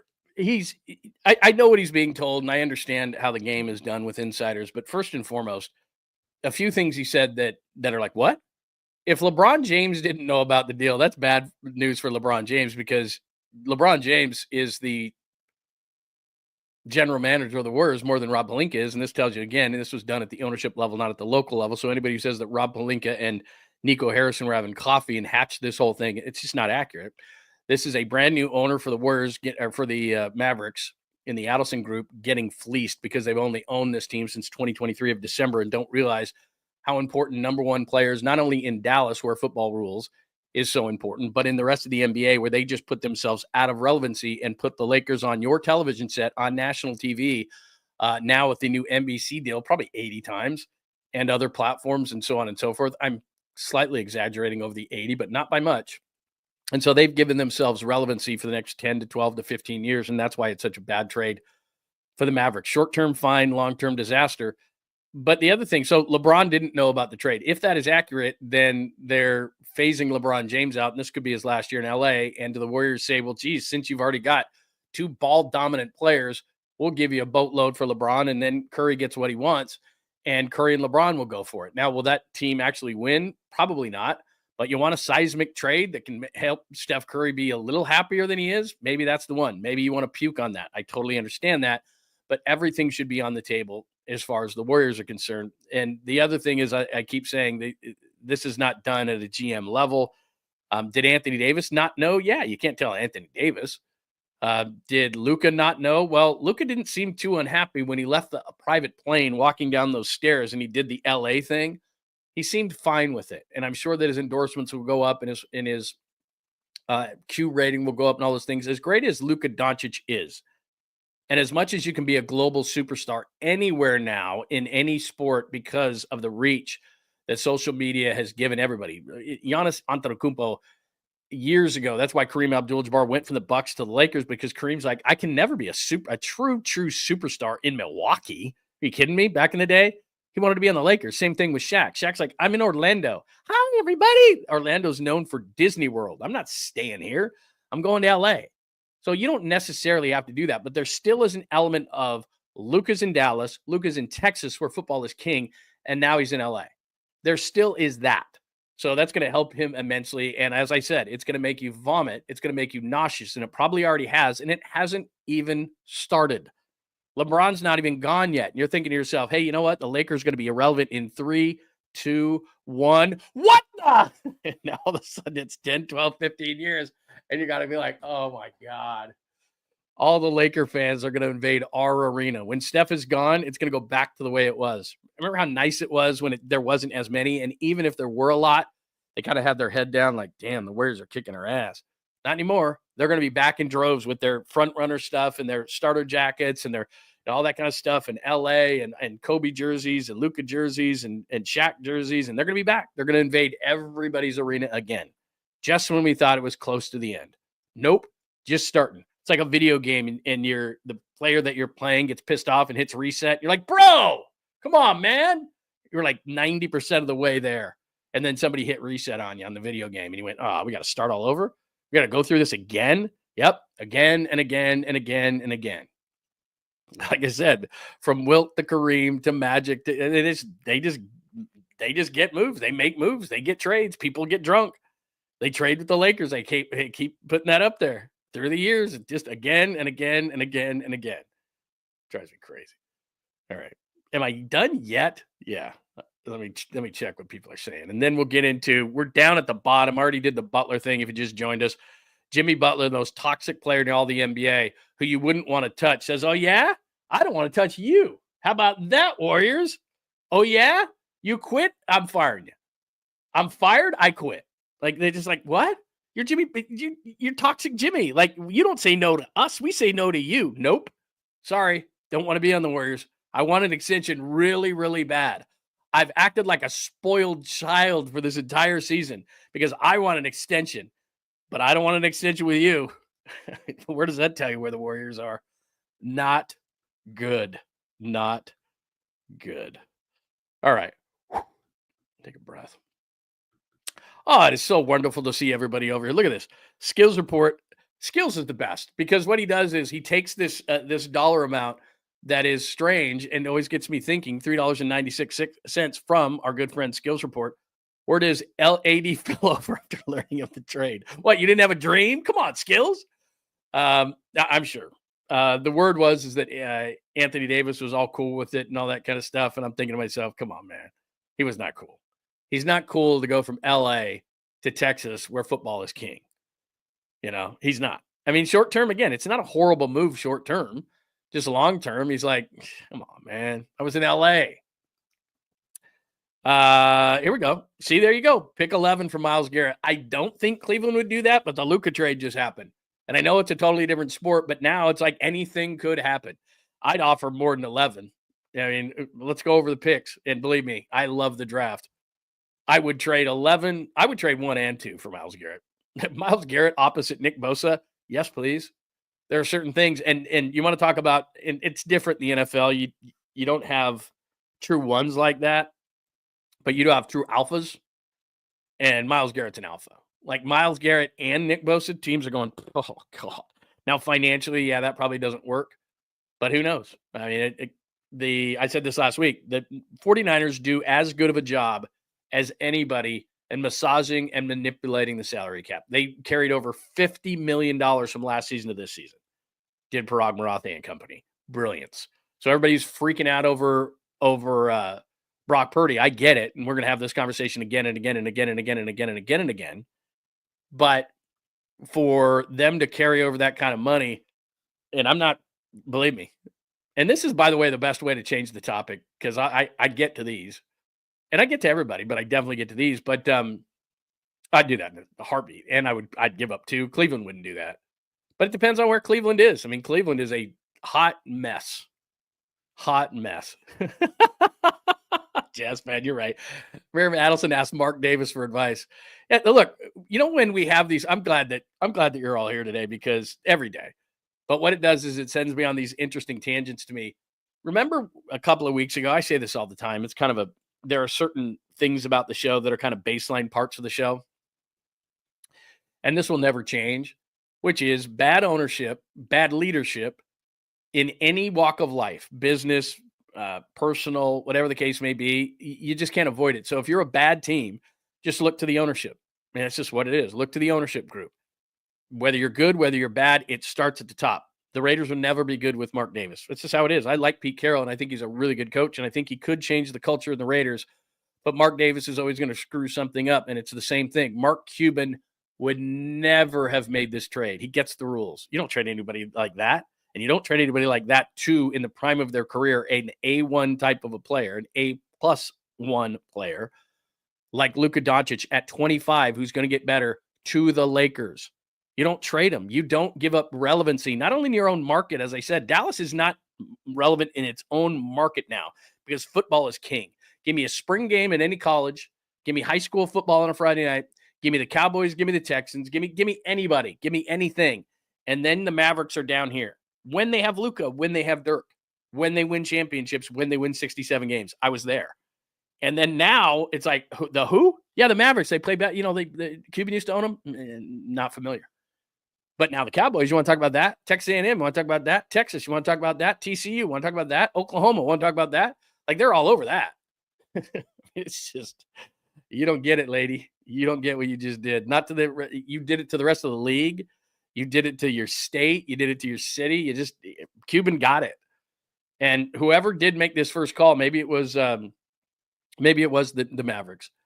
Maybe it was, maybe it wasn't, whatever the case may be. The thing I find so funny, and we keep going back to this, is that somehow he's getting knocked for culture, all these things. He dragged you kicking and screaming to the NBA Finals last year at the age of 24.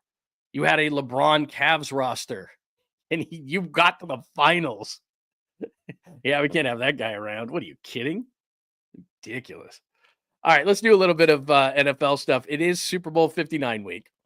And I will go back to the thoughts here. They're all right in front of me, so I'll get back to it. But real quick, it is Super Bowl 59 week. We will provide you with tremendous coverage. We have guests lined up.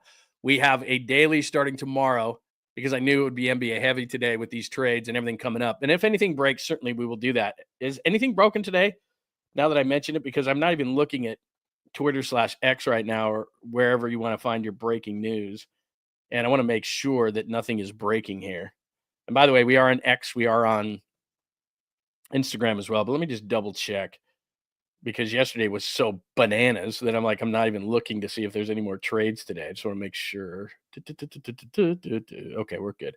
Let me know if anything's happening. There's oh, look at this. There you go. Well, you must have known this.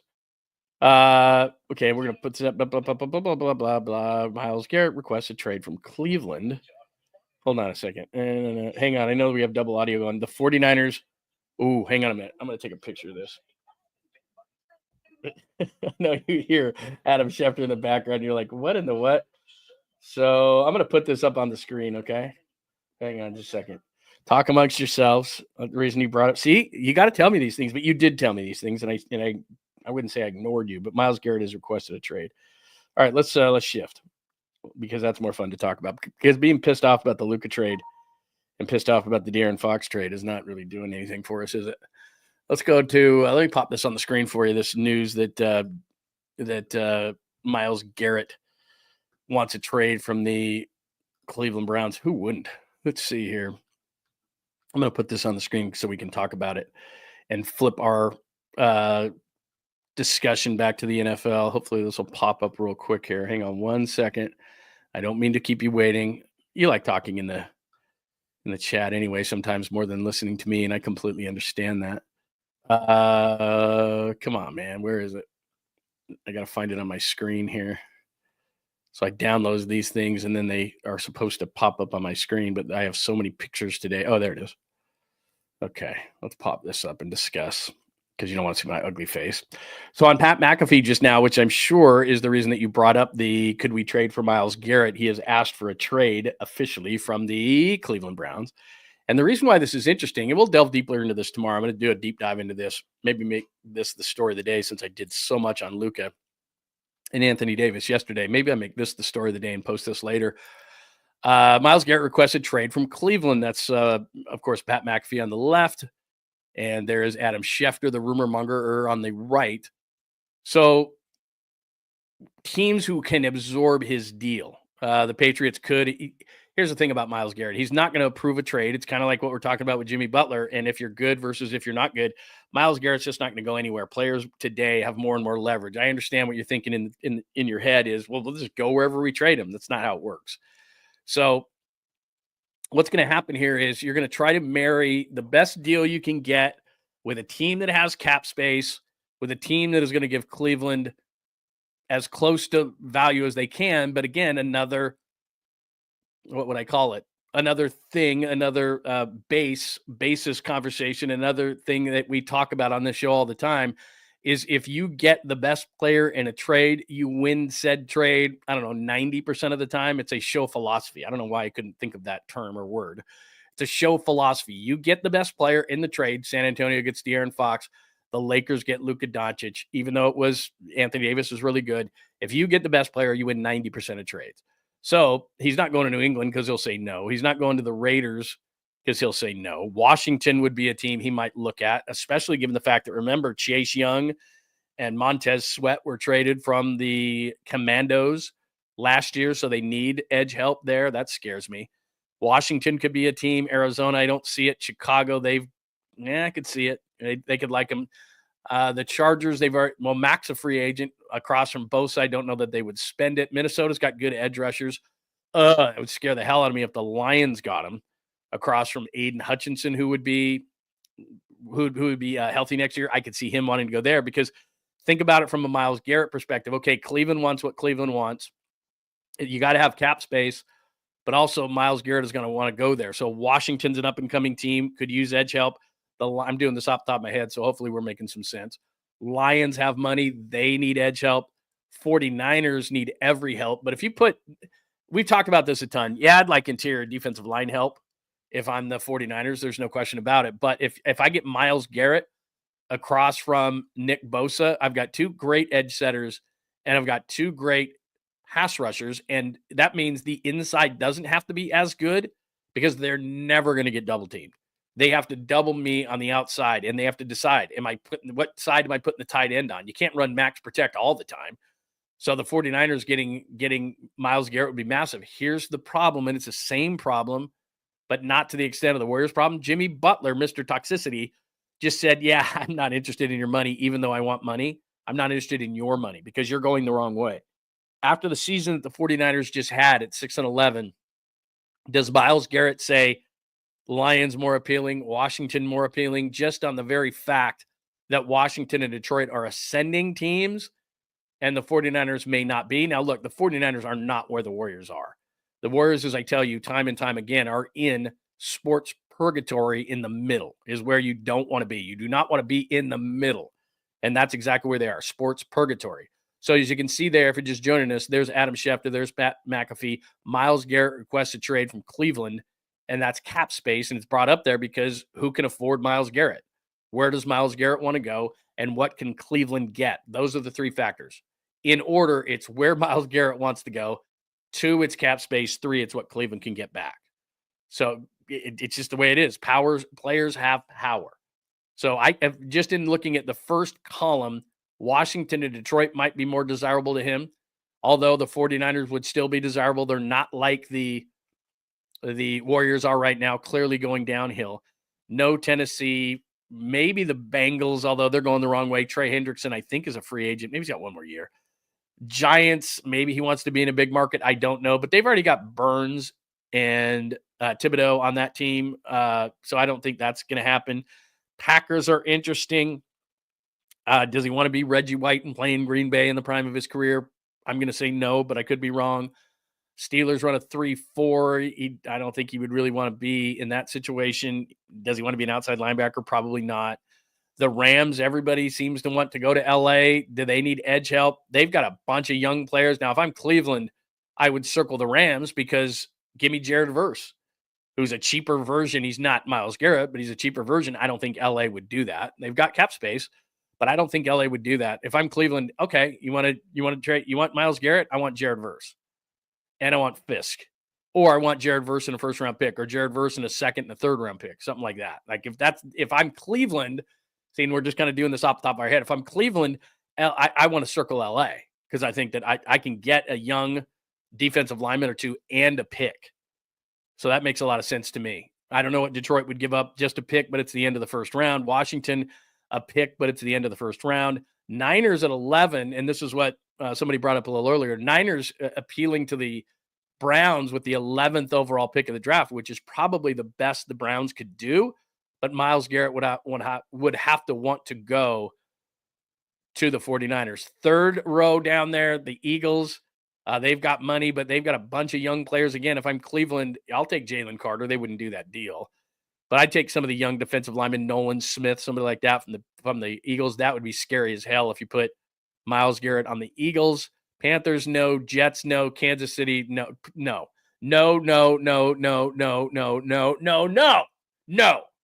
That would be the equivalent of Luka going to the Lakers, even more so.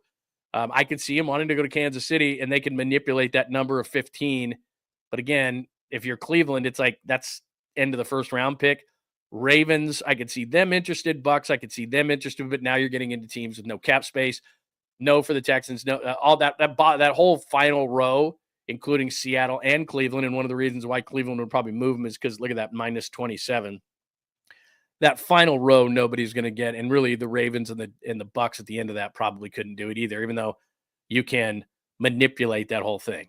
So there you go. We just went through it just because somebody on the chat line was that brilliant and alerted me to the fact that Myles Garrett has officially requested a trade. He's going to get traded. So to me, if we were doing this, if we were having a little bit of fun, which we are, and I said, who is most likely to get Myles Garrett? Washington, Detroit, the Niners, the Rams, and the Eagles, and maybe Kansas City. That's 6 teams. That didn't probably help you very much. Washington, the Lions, the Niners, the Rams, the Eagles, the Chiefs. Those are the 6 teams to me that it would make the most sense. We're going to talk more about this. I'm going to make this the big story of the day because I'm going to delve deeper into this. I'm going to talk to some people.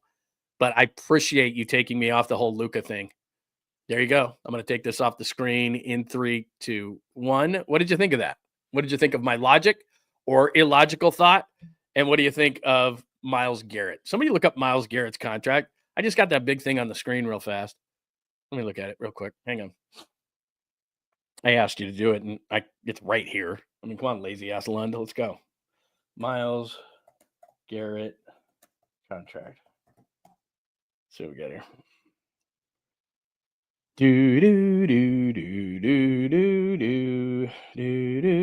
Okay.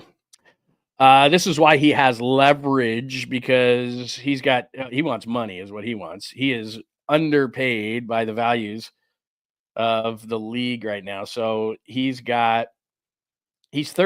That doesn't matter. He's still very good. He's 30 in the 2025 year. He's got a base salary of 1.25. He's got a cap hit of 19. And he's got one more year at 31 in 2026, cap hit of 20. So yeah, it's not a huge deal. He's got a dead cap this year though, and the teams will eat this. I know that's one of the first things that people are going to say is, "Oh, the Browns won't eat it." He's got a dead cap of 36, plus as I just showed you, the Browns are way over. They're like, what did I just say? 27 over. He's gonna be hard to trade from their standpoint because you're already way over. And then you're going to have to eat this money. Thank you, Deshaun Watson, for screwing up our entire team. But he won't sign an extension with anybody. So he's only got one more year, and he won't sign an extension with anybody. And that's why he has leverage, because any team that is willing to give up anything that the Browns want, he's going to have to okay the deal, because if he doesn't want to go there, he won't sign an extension, and therefore the Browns won't get what they want. That's why this all mixes together. Let me pop this up one more time, and then I'm going to get to the people. The people. But the reason why, let me pop this up. The reason why this all matters, and the reason why the 3 factors in where Myles Garrett goes are in some order. A, where Garrett wants to go. It's actually first. It's where Myles Garrett wants to go, because he's only got one more year left on his deal, and he won't sign an extension with a team he doesn't want to be. And if he doesn't want to be there and won't sign an extension with said team, then the Browns can't get what they want, and they can't maximize his value. So that's number 2. So it's got to be where Garrett wants to go, because the players have more power than ever now. And because he won't sign an extension anywhere he doesn't want to be. So A, it's that. B, it's the Browns agreeing with said team, because they've got to send Garrett where he wants to go, or they're not going to get anything, because if he's not going to sign an extension, then the Browns won't get anything in return. C, it's got to be a team with money, some sort of money. So it can't be the Saints. It doesn't have to be the most money, because I still think the Chiefs, who sit there near the end, or the bottom, I should say, of the 3rd row at 15.7, you'd say to yourself, well, they're not going to be in it. Well, who knows? Maybe he really wants to go win, and he's sick of Cleveland. Who wouldn't be? And that whole circus show that they've got going on with Deshaun Watson and all the mess that they've got. Because 2 seasons ago, remember when they beat the Niners in the regular season, they got to the playoffs, everything's looking good, and now they were a complete dumpster fire, as they normally are. So one of the things on Myles Garrett's mind, there's no question in my mind, this is how athletes think. I'm not athletic, but I've been around a lot, is that he's 30 years old. He hits the magic number of 30, which he just did. And he's saying, what's my legacy here? Legacy. My legacy is I'm a really good player who got paid a lot of money, and I'll go to the Hall of Fame because of what I've done. And I'm one of the most dominant players on the planet for what I do, but I've never won squat. So he's going to think to himself, I want to win. So that's what leads me to, we just threw this all into the equation on the run here. That's why Washington money and winning. That's why Detroit money and winning. That's why I still think the Niners, they're not looked at like the Warriors. I brought that up. 6-11 last year. The Niners could convince him. That's a one-off, dude. That's absolutely a one-off. John Lynch could do it. Kyle Shanahan could do it. It's a good organization. They could prove it to him. And they have $50 million. Now, they've got to re-sign Brock Purdy. I get that. But that's not going to hit the cap to that big of a number. And would they lose players because of Garrett? Yeah.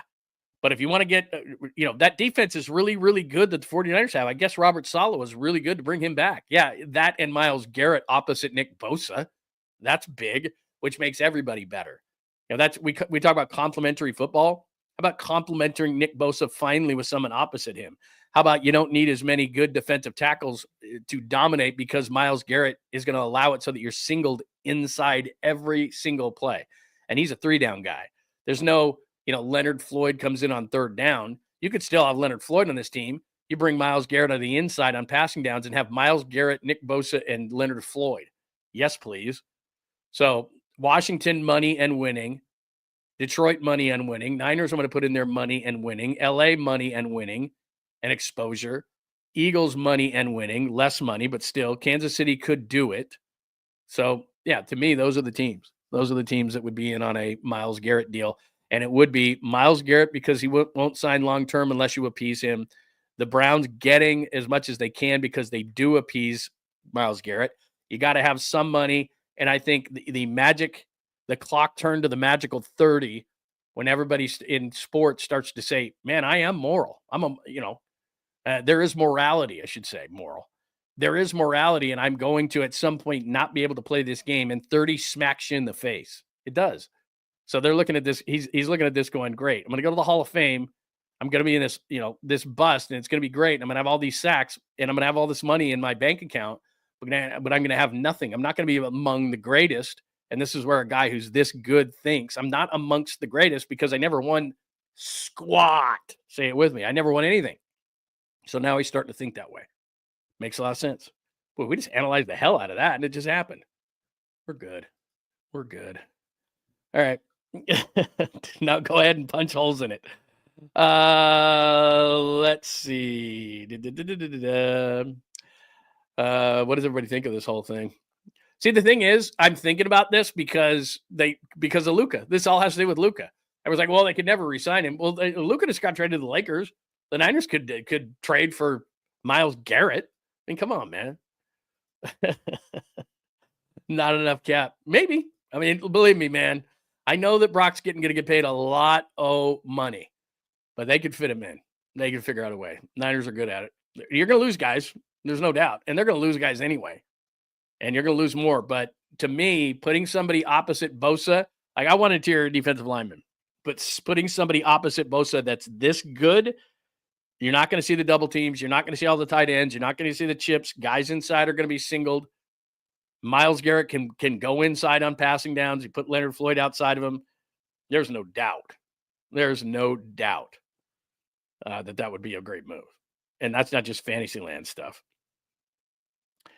Bye, Neil. John Lynch, if Lynch doesn't get Myles Garrett thing done before tomorrow, it ain't happening. The one thing that's great about the Niners, and you have to admit it, no matter how pissed off you are that they just had a 6-11 season, is that they look into everything. So I can guarantee you, and this is why I can't wait. I love doing the show. I just can't wait to get off the show today.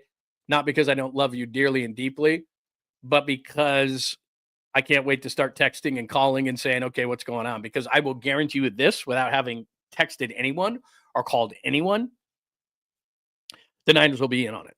They'll call. They'll figure it out. Parag is good at massaging. I guarantee you John Lynch has picked up the phone today, wherever he is. Probably somewhere in San Diego.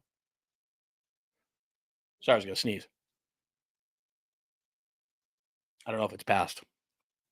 Wherever John Lynch is, and Kyle is probably in Cabo, because they were at the Senior Bowl last week, right? That was played, so they're gone. I knew it was coming. And I didn't hit my cough button, which I should have. Wherever John is, probably Southern California. Wherever Kyle is, probably Cabo. Wherever Parag is, maybe here. Or he's running a soccer team too, so he could be out of the country. They were on a Zoom call this morning, even before the Pat McAfee thing, and said, hey, let's get in on this. You want to make our defense better? let's get on this. So let's call, let's get going. Let's work this out. I know that Purdy has got to get a deal done, but we can do both. I believe they can do both. They absolutely can do both because his deal right now isn't huge, and his deal right now wouldn't kick in because he'd still have the deal that he has, which is reasonable, especially for a player of his caliber. So we've done a lot of stuff, man. People talking about Grammys last night. I got to be honest with you. I was so busy doing a bunch of stuff for the show. And there's a business side to the show as well, which I won't share with you because it's really not my thing, but I'm doing it. But I didn't get a chance to see the Grammys. I did see some things about the Grammys. I know who won and all that kind of stuff, but I didn't. I know that Beyonce, this Cowboy Carter thing, and I'm not a country music fan, and I'm not. Again, this is like ketchup on a hot dog, pineapple on a pizza. If you're a country music fan, good for you. I'm not, the music I like is the music I like. If you like country, if you like whatever it is you like, cool, good for you. I'm not upset with it. And I'm not saying good for you in a condescending tone. I'm just saying live your life. Do what you want to do. Like it's so funny to be, I was watching some of the post shows and they're talking about how people dress, how people look, how their hair is, how they act, whatever, man. Like that's the greatness of being an entertainer. You can do whatever you want, man. You want to get tattoos all over your face? You've made millions. You can do whatever you want. You're not working at a bank. Do whatever you want. Do you. Like I saw Anthony Kiedis as the Red Hot Chili Peppers. And he had like this suit that had like lips all over it with like a black t-shirt. It was terrible. But that's him, man. Do what you do. He's got this mustache going on that's creepy. He's got a young girlfriend. He's got the flavor saver. Like it wouldn't be my look, but what do I care? Like do you, bro. Put ketchup on a hot dog. Put pineapple on a pizza. Wear whatever you want. Be crazy and outrageous, whatever, man. What's the Mark Stein report? I have a Mark Stein thing here, but Mark Stein puts his stuff behind a paywall, and I like Mark Stein a ton, but I've got paywalls coming out my ears. Not doing it. Not doing a paywall. What's the Mark Stein report? Give me it. Give me it. Give me it. Give me it. Because I've gone, if you just joined the show, we went like hour and a half on Luka and sometime on Darren Fox, and we did, and I have a whole show up, by the way, that I want you to go to because I did a deep dive yesterday, johnlundunleashed.com. If you go to the podcast, or excuse me, to the blog page, I have the video and the story to accompany it. There's Luka. Luka's first message. Let's see. What did he say? I'm already going to have to hate the lip. I already hate the lip. Shut up. I don't like you. Hi, Laker fans. Excited to meet you all. It's just starting. We're going to get 10 to 12, 15 years of that. Thanks, Adelsons. Really appreciate it. You don't get it. Where's the Stein line? Is that new breaking news or is that old breaking news? Did somebody just pop up a Ned Ryerson? Ned Ryerson? I did see the Puxatani Phil said 6 more weeks of winter, which doesn't affect us. I always think it's funny. I lived back there and they're like, oh, Puxatani Phil just gave us 6 more weeks of winter. And I'm like, when you're back there, that's a big deal. Big deal. The best part, I should add this today. The best part of that whole thing is, he sees him every day, sees him every day, is when he just finally just punches him right in the face. Ned Ryerson nails him. Like every day it would be something different. It'd be incredible.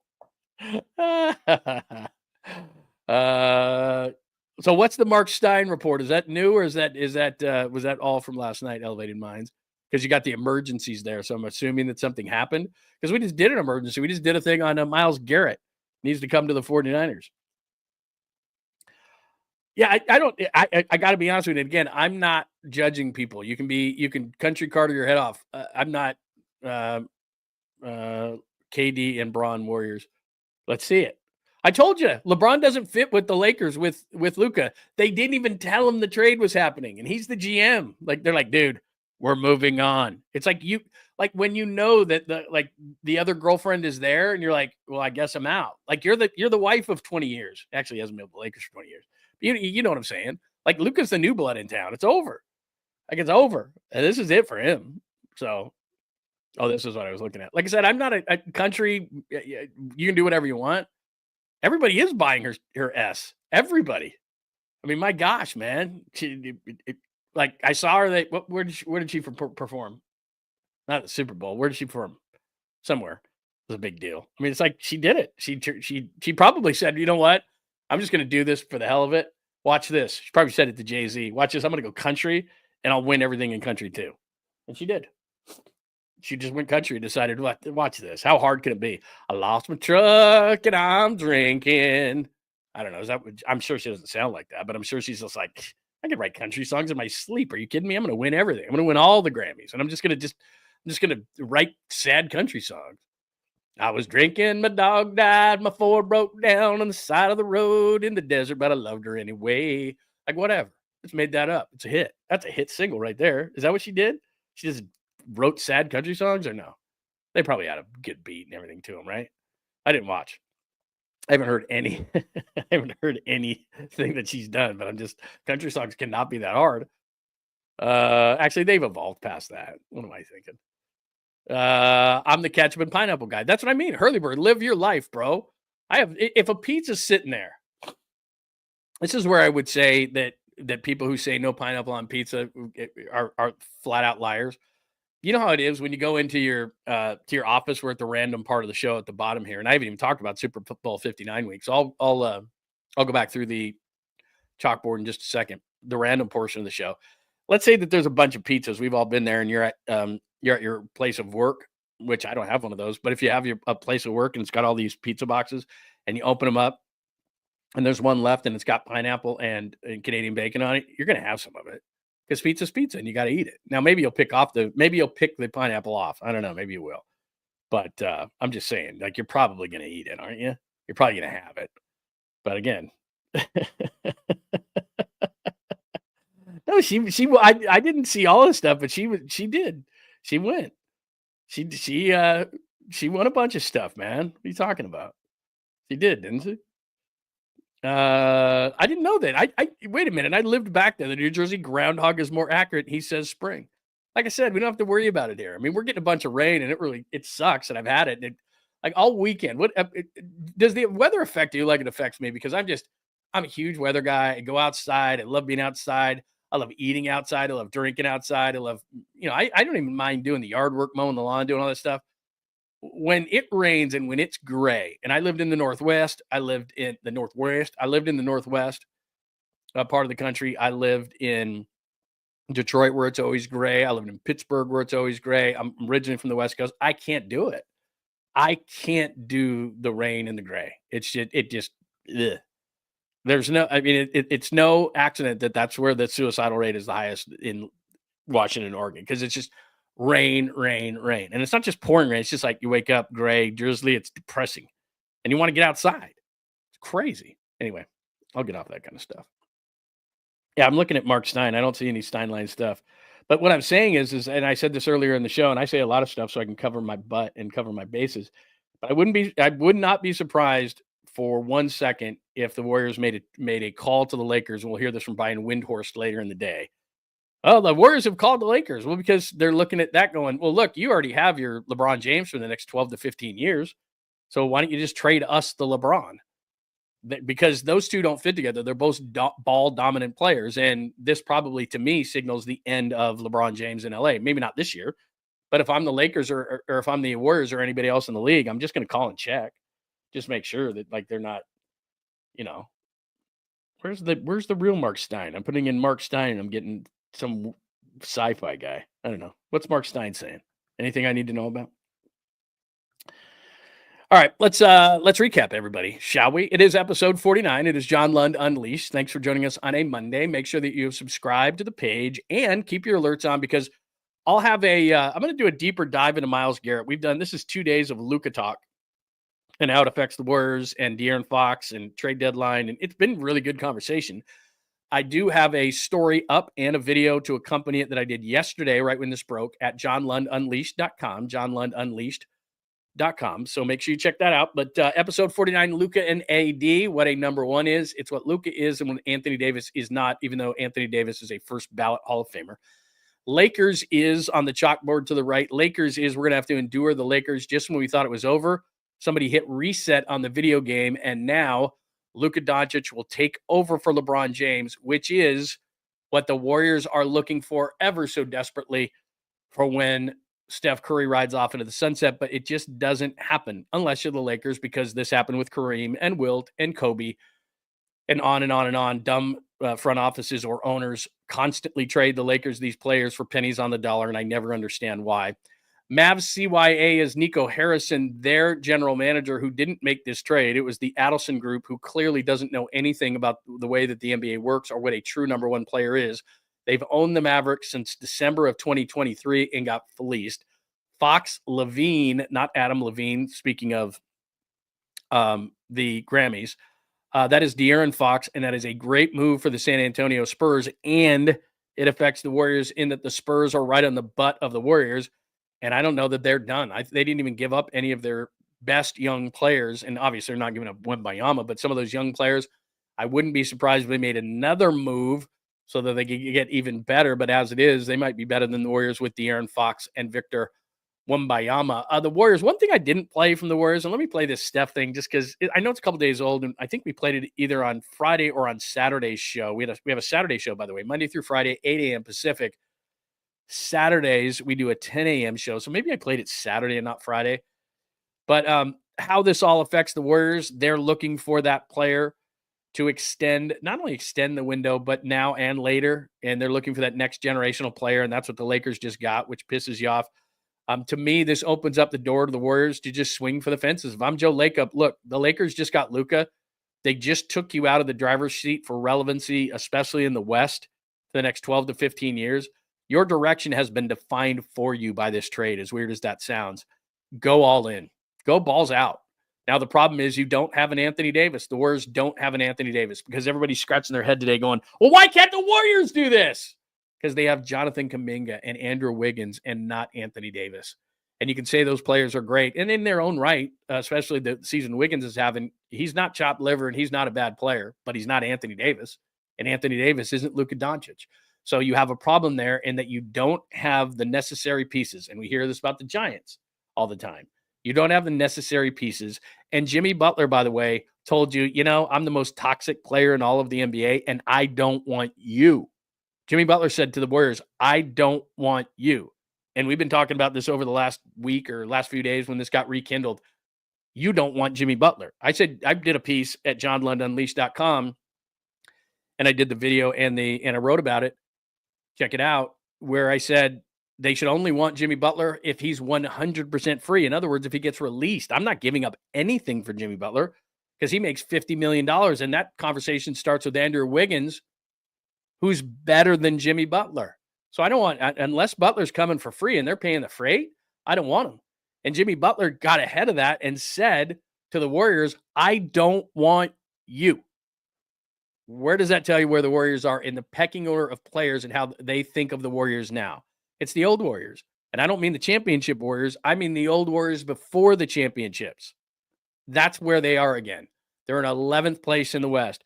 And San Antonio's breathing down their neck, and San Antonio just got De'Aaron Fox. Sorry to be so depressing on a Monday. So we did that. The Warriors, the Butler, Super Bowl 59 week, we've done nothing of. And we did Myles Garrett because he asked for a trade. And I'm going to do this for story of the day because for me, I think for the 49ers and for their fans, this could signify something. And I'm not just saying this to hype you up after talking about Luka to the Lakers all day and depressing you. And Jimmy Butler says no thanks to the Warriors and depressing you. And Jack Flaherty said yes to the Tigers, and the Giants never checked in to depress you. I do think they're going to be with Washington, Detroit. You see the Niners up there at the top of the second row, and I know they have to sign Brock Purdy. I think the Rams will be in the conversation. I think the Eagles will be in the conversation. I think Kansas City will be in the conversation. That's what I think. And I think the Niners could put a compelling case together, and Myles Garrett has got to approve it. Remember, only one more year left on his deal. He would have to approve it, sign an extension. If he wouldn't, he's not going to go there, and the Browns can't get their maximum return of value.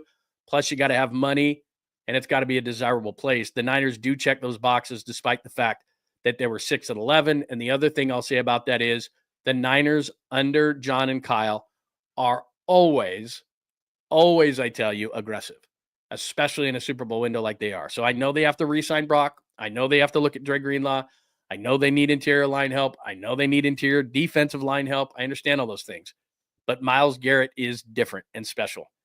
And if I can get him and put him across from Nick Bosa, he solves a lot of my defensive problems, even if they're not directly.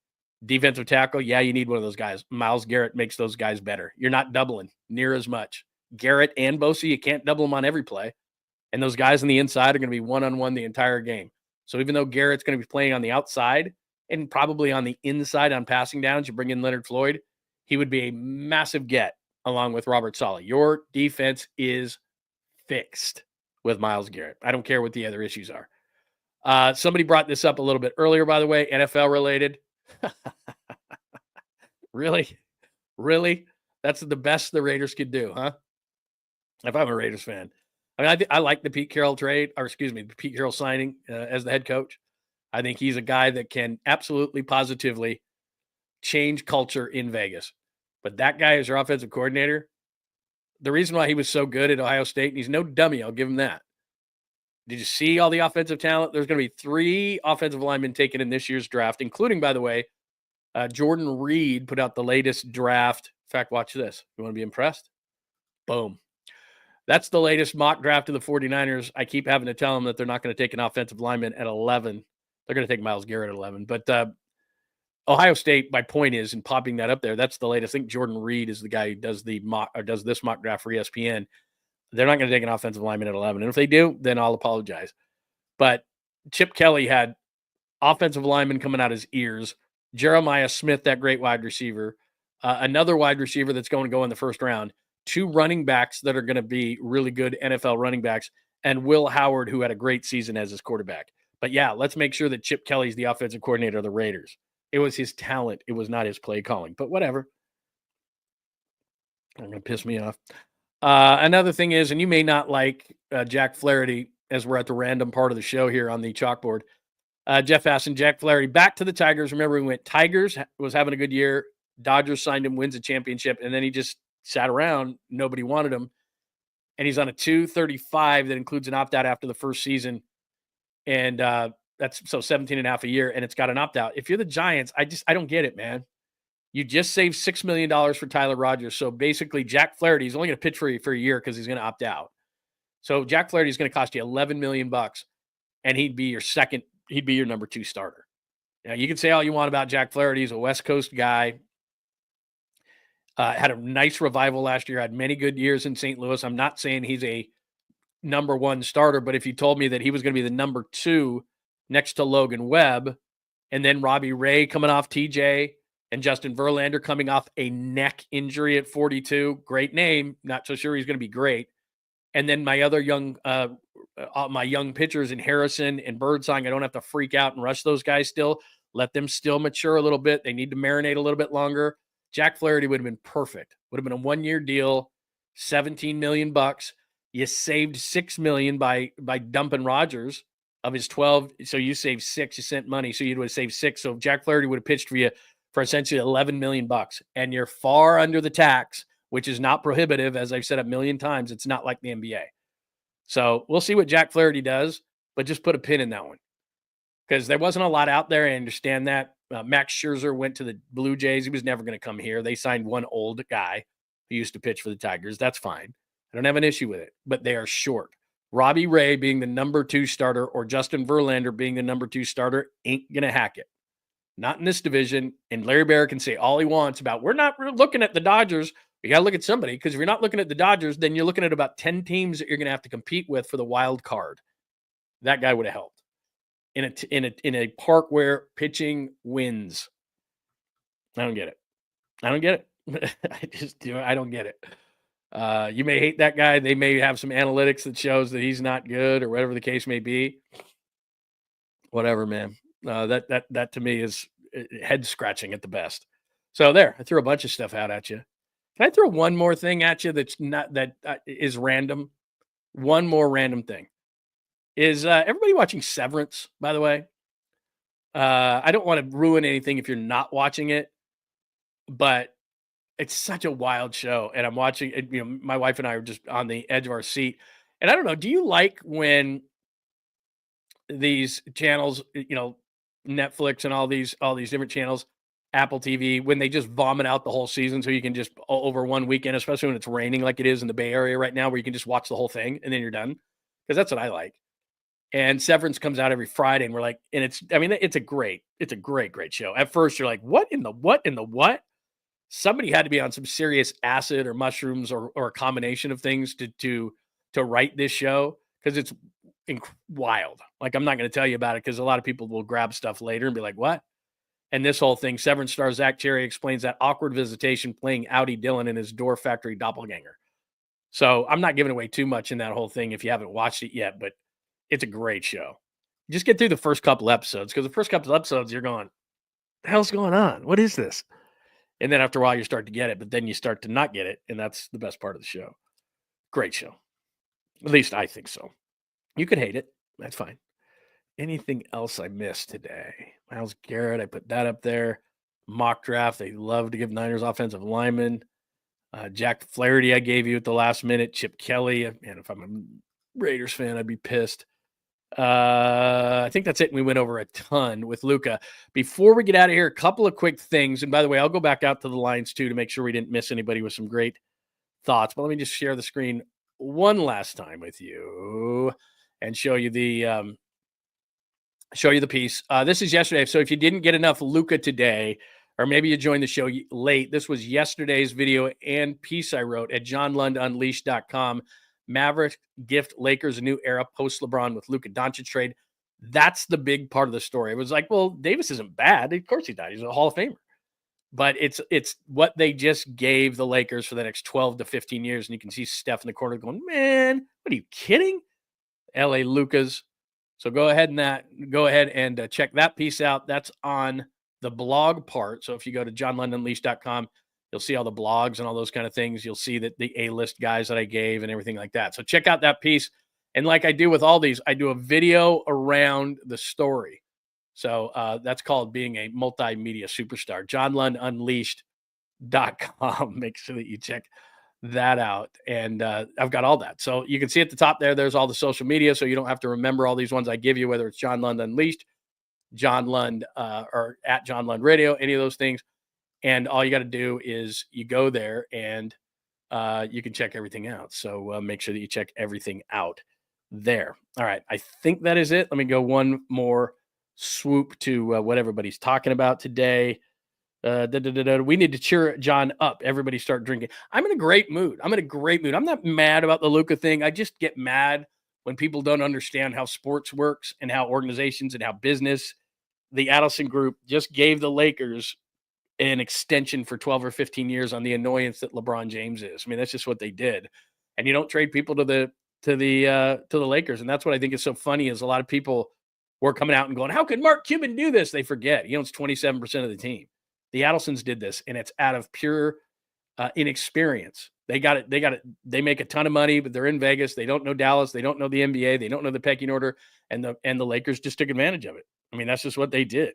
So that's why I was so angry about it. De'Aaron Fox, we got into how this affects the Warriors. And again, that thing about Myles Garrett, I'll do that on a story of the day so that we can delve deeper into that and do charts and fun pictures and all that kind of stuff. This is exactly right. Todd just nailed it. Jimmy to the Warriors. It's not me. It's you. That's exactly what it is. For Jimmy Butler to maybe that's the story of the day and I just missed it. For Jimmy Butler to tell the Warriors, hey, you know what? I just no. It's like, what do you mean no? You don't tell us no. We tell you no. No. I don't want to go there. It just tells you where they are, man. Same old place. That was fun. Like, you know how we sit here and we say, okay, everybody loves to do this, especially on a national level. They want to tell us when an era is over. And I'm guilty of this, 100% guilty of this. So like the Patriots are done. You know, I'm the first to say the Patriots are done or the Spurs were done or the Warriors were done or whatever era it is. That is done. We don't really need to proclaim it in the media because Jimmy Butler just did. They'll tell you when they're done. The players will tell you when a team is done. Jimmy Butler, who has no leverage, screams and yells, wants out of South Beach, wants nothing to do with the Warriors. He's a child. And yet he goes, nope, don't want you. Now it's over. Now it's over. I don't have to say it. Screaming A doesn't have to say it. Kendrick Perkins doesn't have to say it. Bob Myers doesn't have to say it. Joe Lacob doesn't have to say it. Steph Curry doesn't have to say it. You know who says it? The players. They say when you're done. They're done. They're done. This is a great point by Joey, because we're in the random part of the show if you're watching on the chalkboard. Pineapple is good if the pizza is spicy. So check this out, Joy, and everyone. I was down this is last year, I was down in Manhattan Beach. I have family down there. And I go down to a pizza spot right off the pier there. And they had a pizza special that day, and it was so friggin' good. So pineapple on pizza, yes, no, whatever.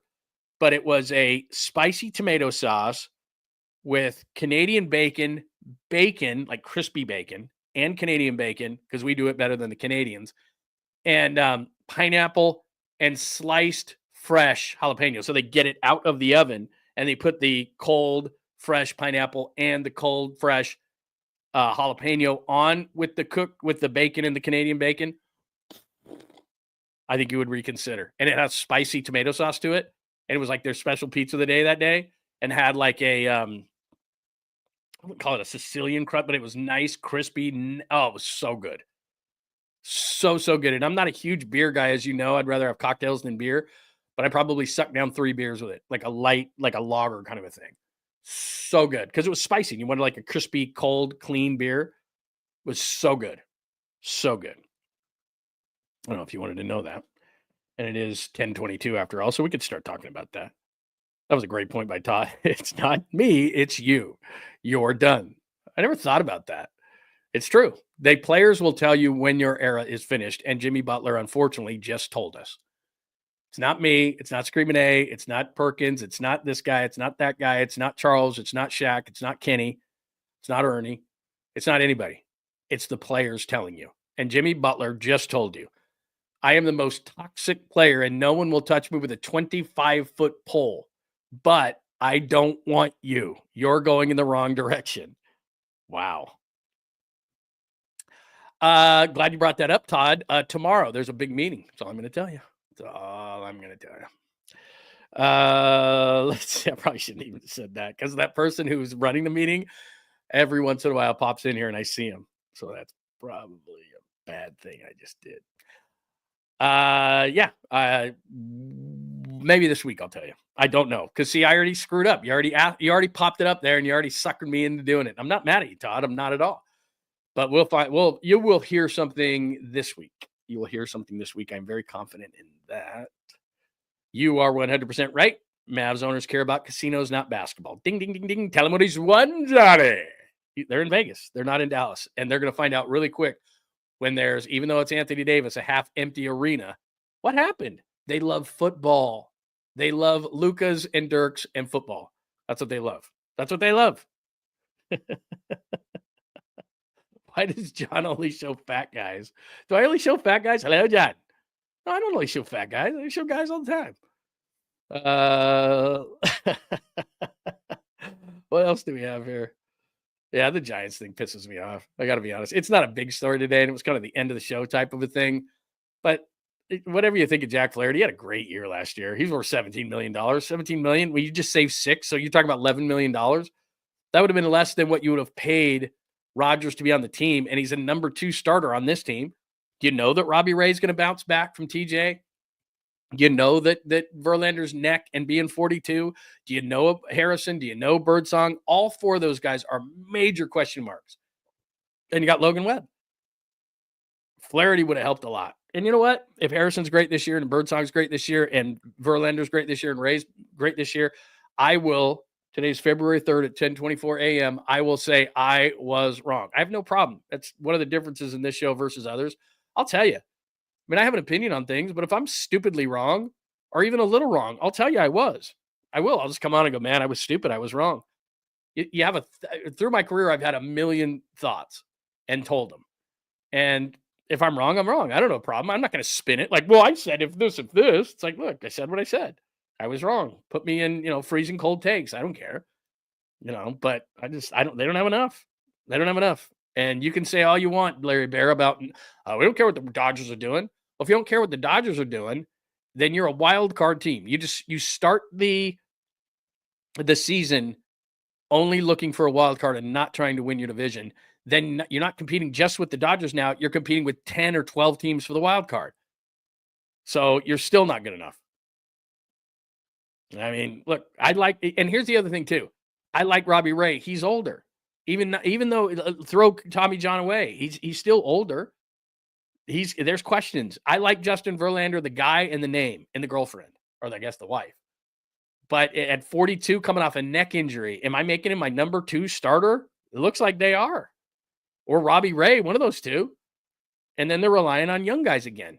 Again, show philosophy if.